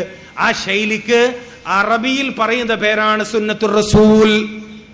സല്ലല്ലാഹു അലൈഹി വസല്ലം, ഇത്തിബാഉർ റസൂൽ സയ്യിദുനാ മുഹമ്മദ് റസൂൽ സല്ലല്ലാഹു അലൈഹി വസല്ലമ തങ്ങളെ ജീവിതത്തിന്റെ കാര്യത്തിൽ തുടരാൻ അല്ലാഹു സുബ്ഹാനഹു വ തആല നമുക്കെല്ലാവർക്കും തൗഫീക്ക് നൽകട്ടെ. മാരക രോഗങ്ങൾ പേമാരിയായി മനുഷ്യ സമുദായത്തിന്റെ ജീവിതത്തിന്മേൽ തിമിർത്ത് പഴിയുന്ന കാലം, പ്രയാസകരമായ രോഗം കാരണം, സഹിക്കപറ്റാത്ത വേദന കാരണം ആളുകൾ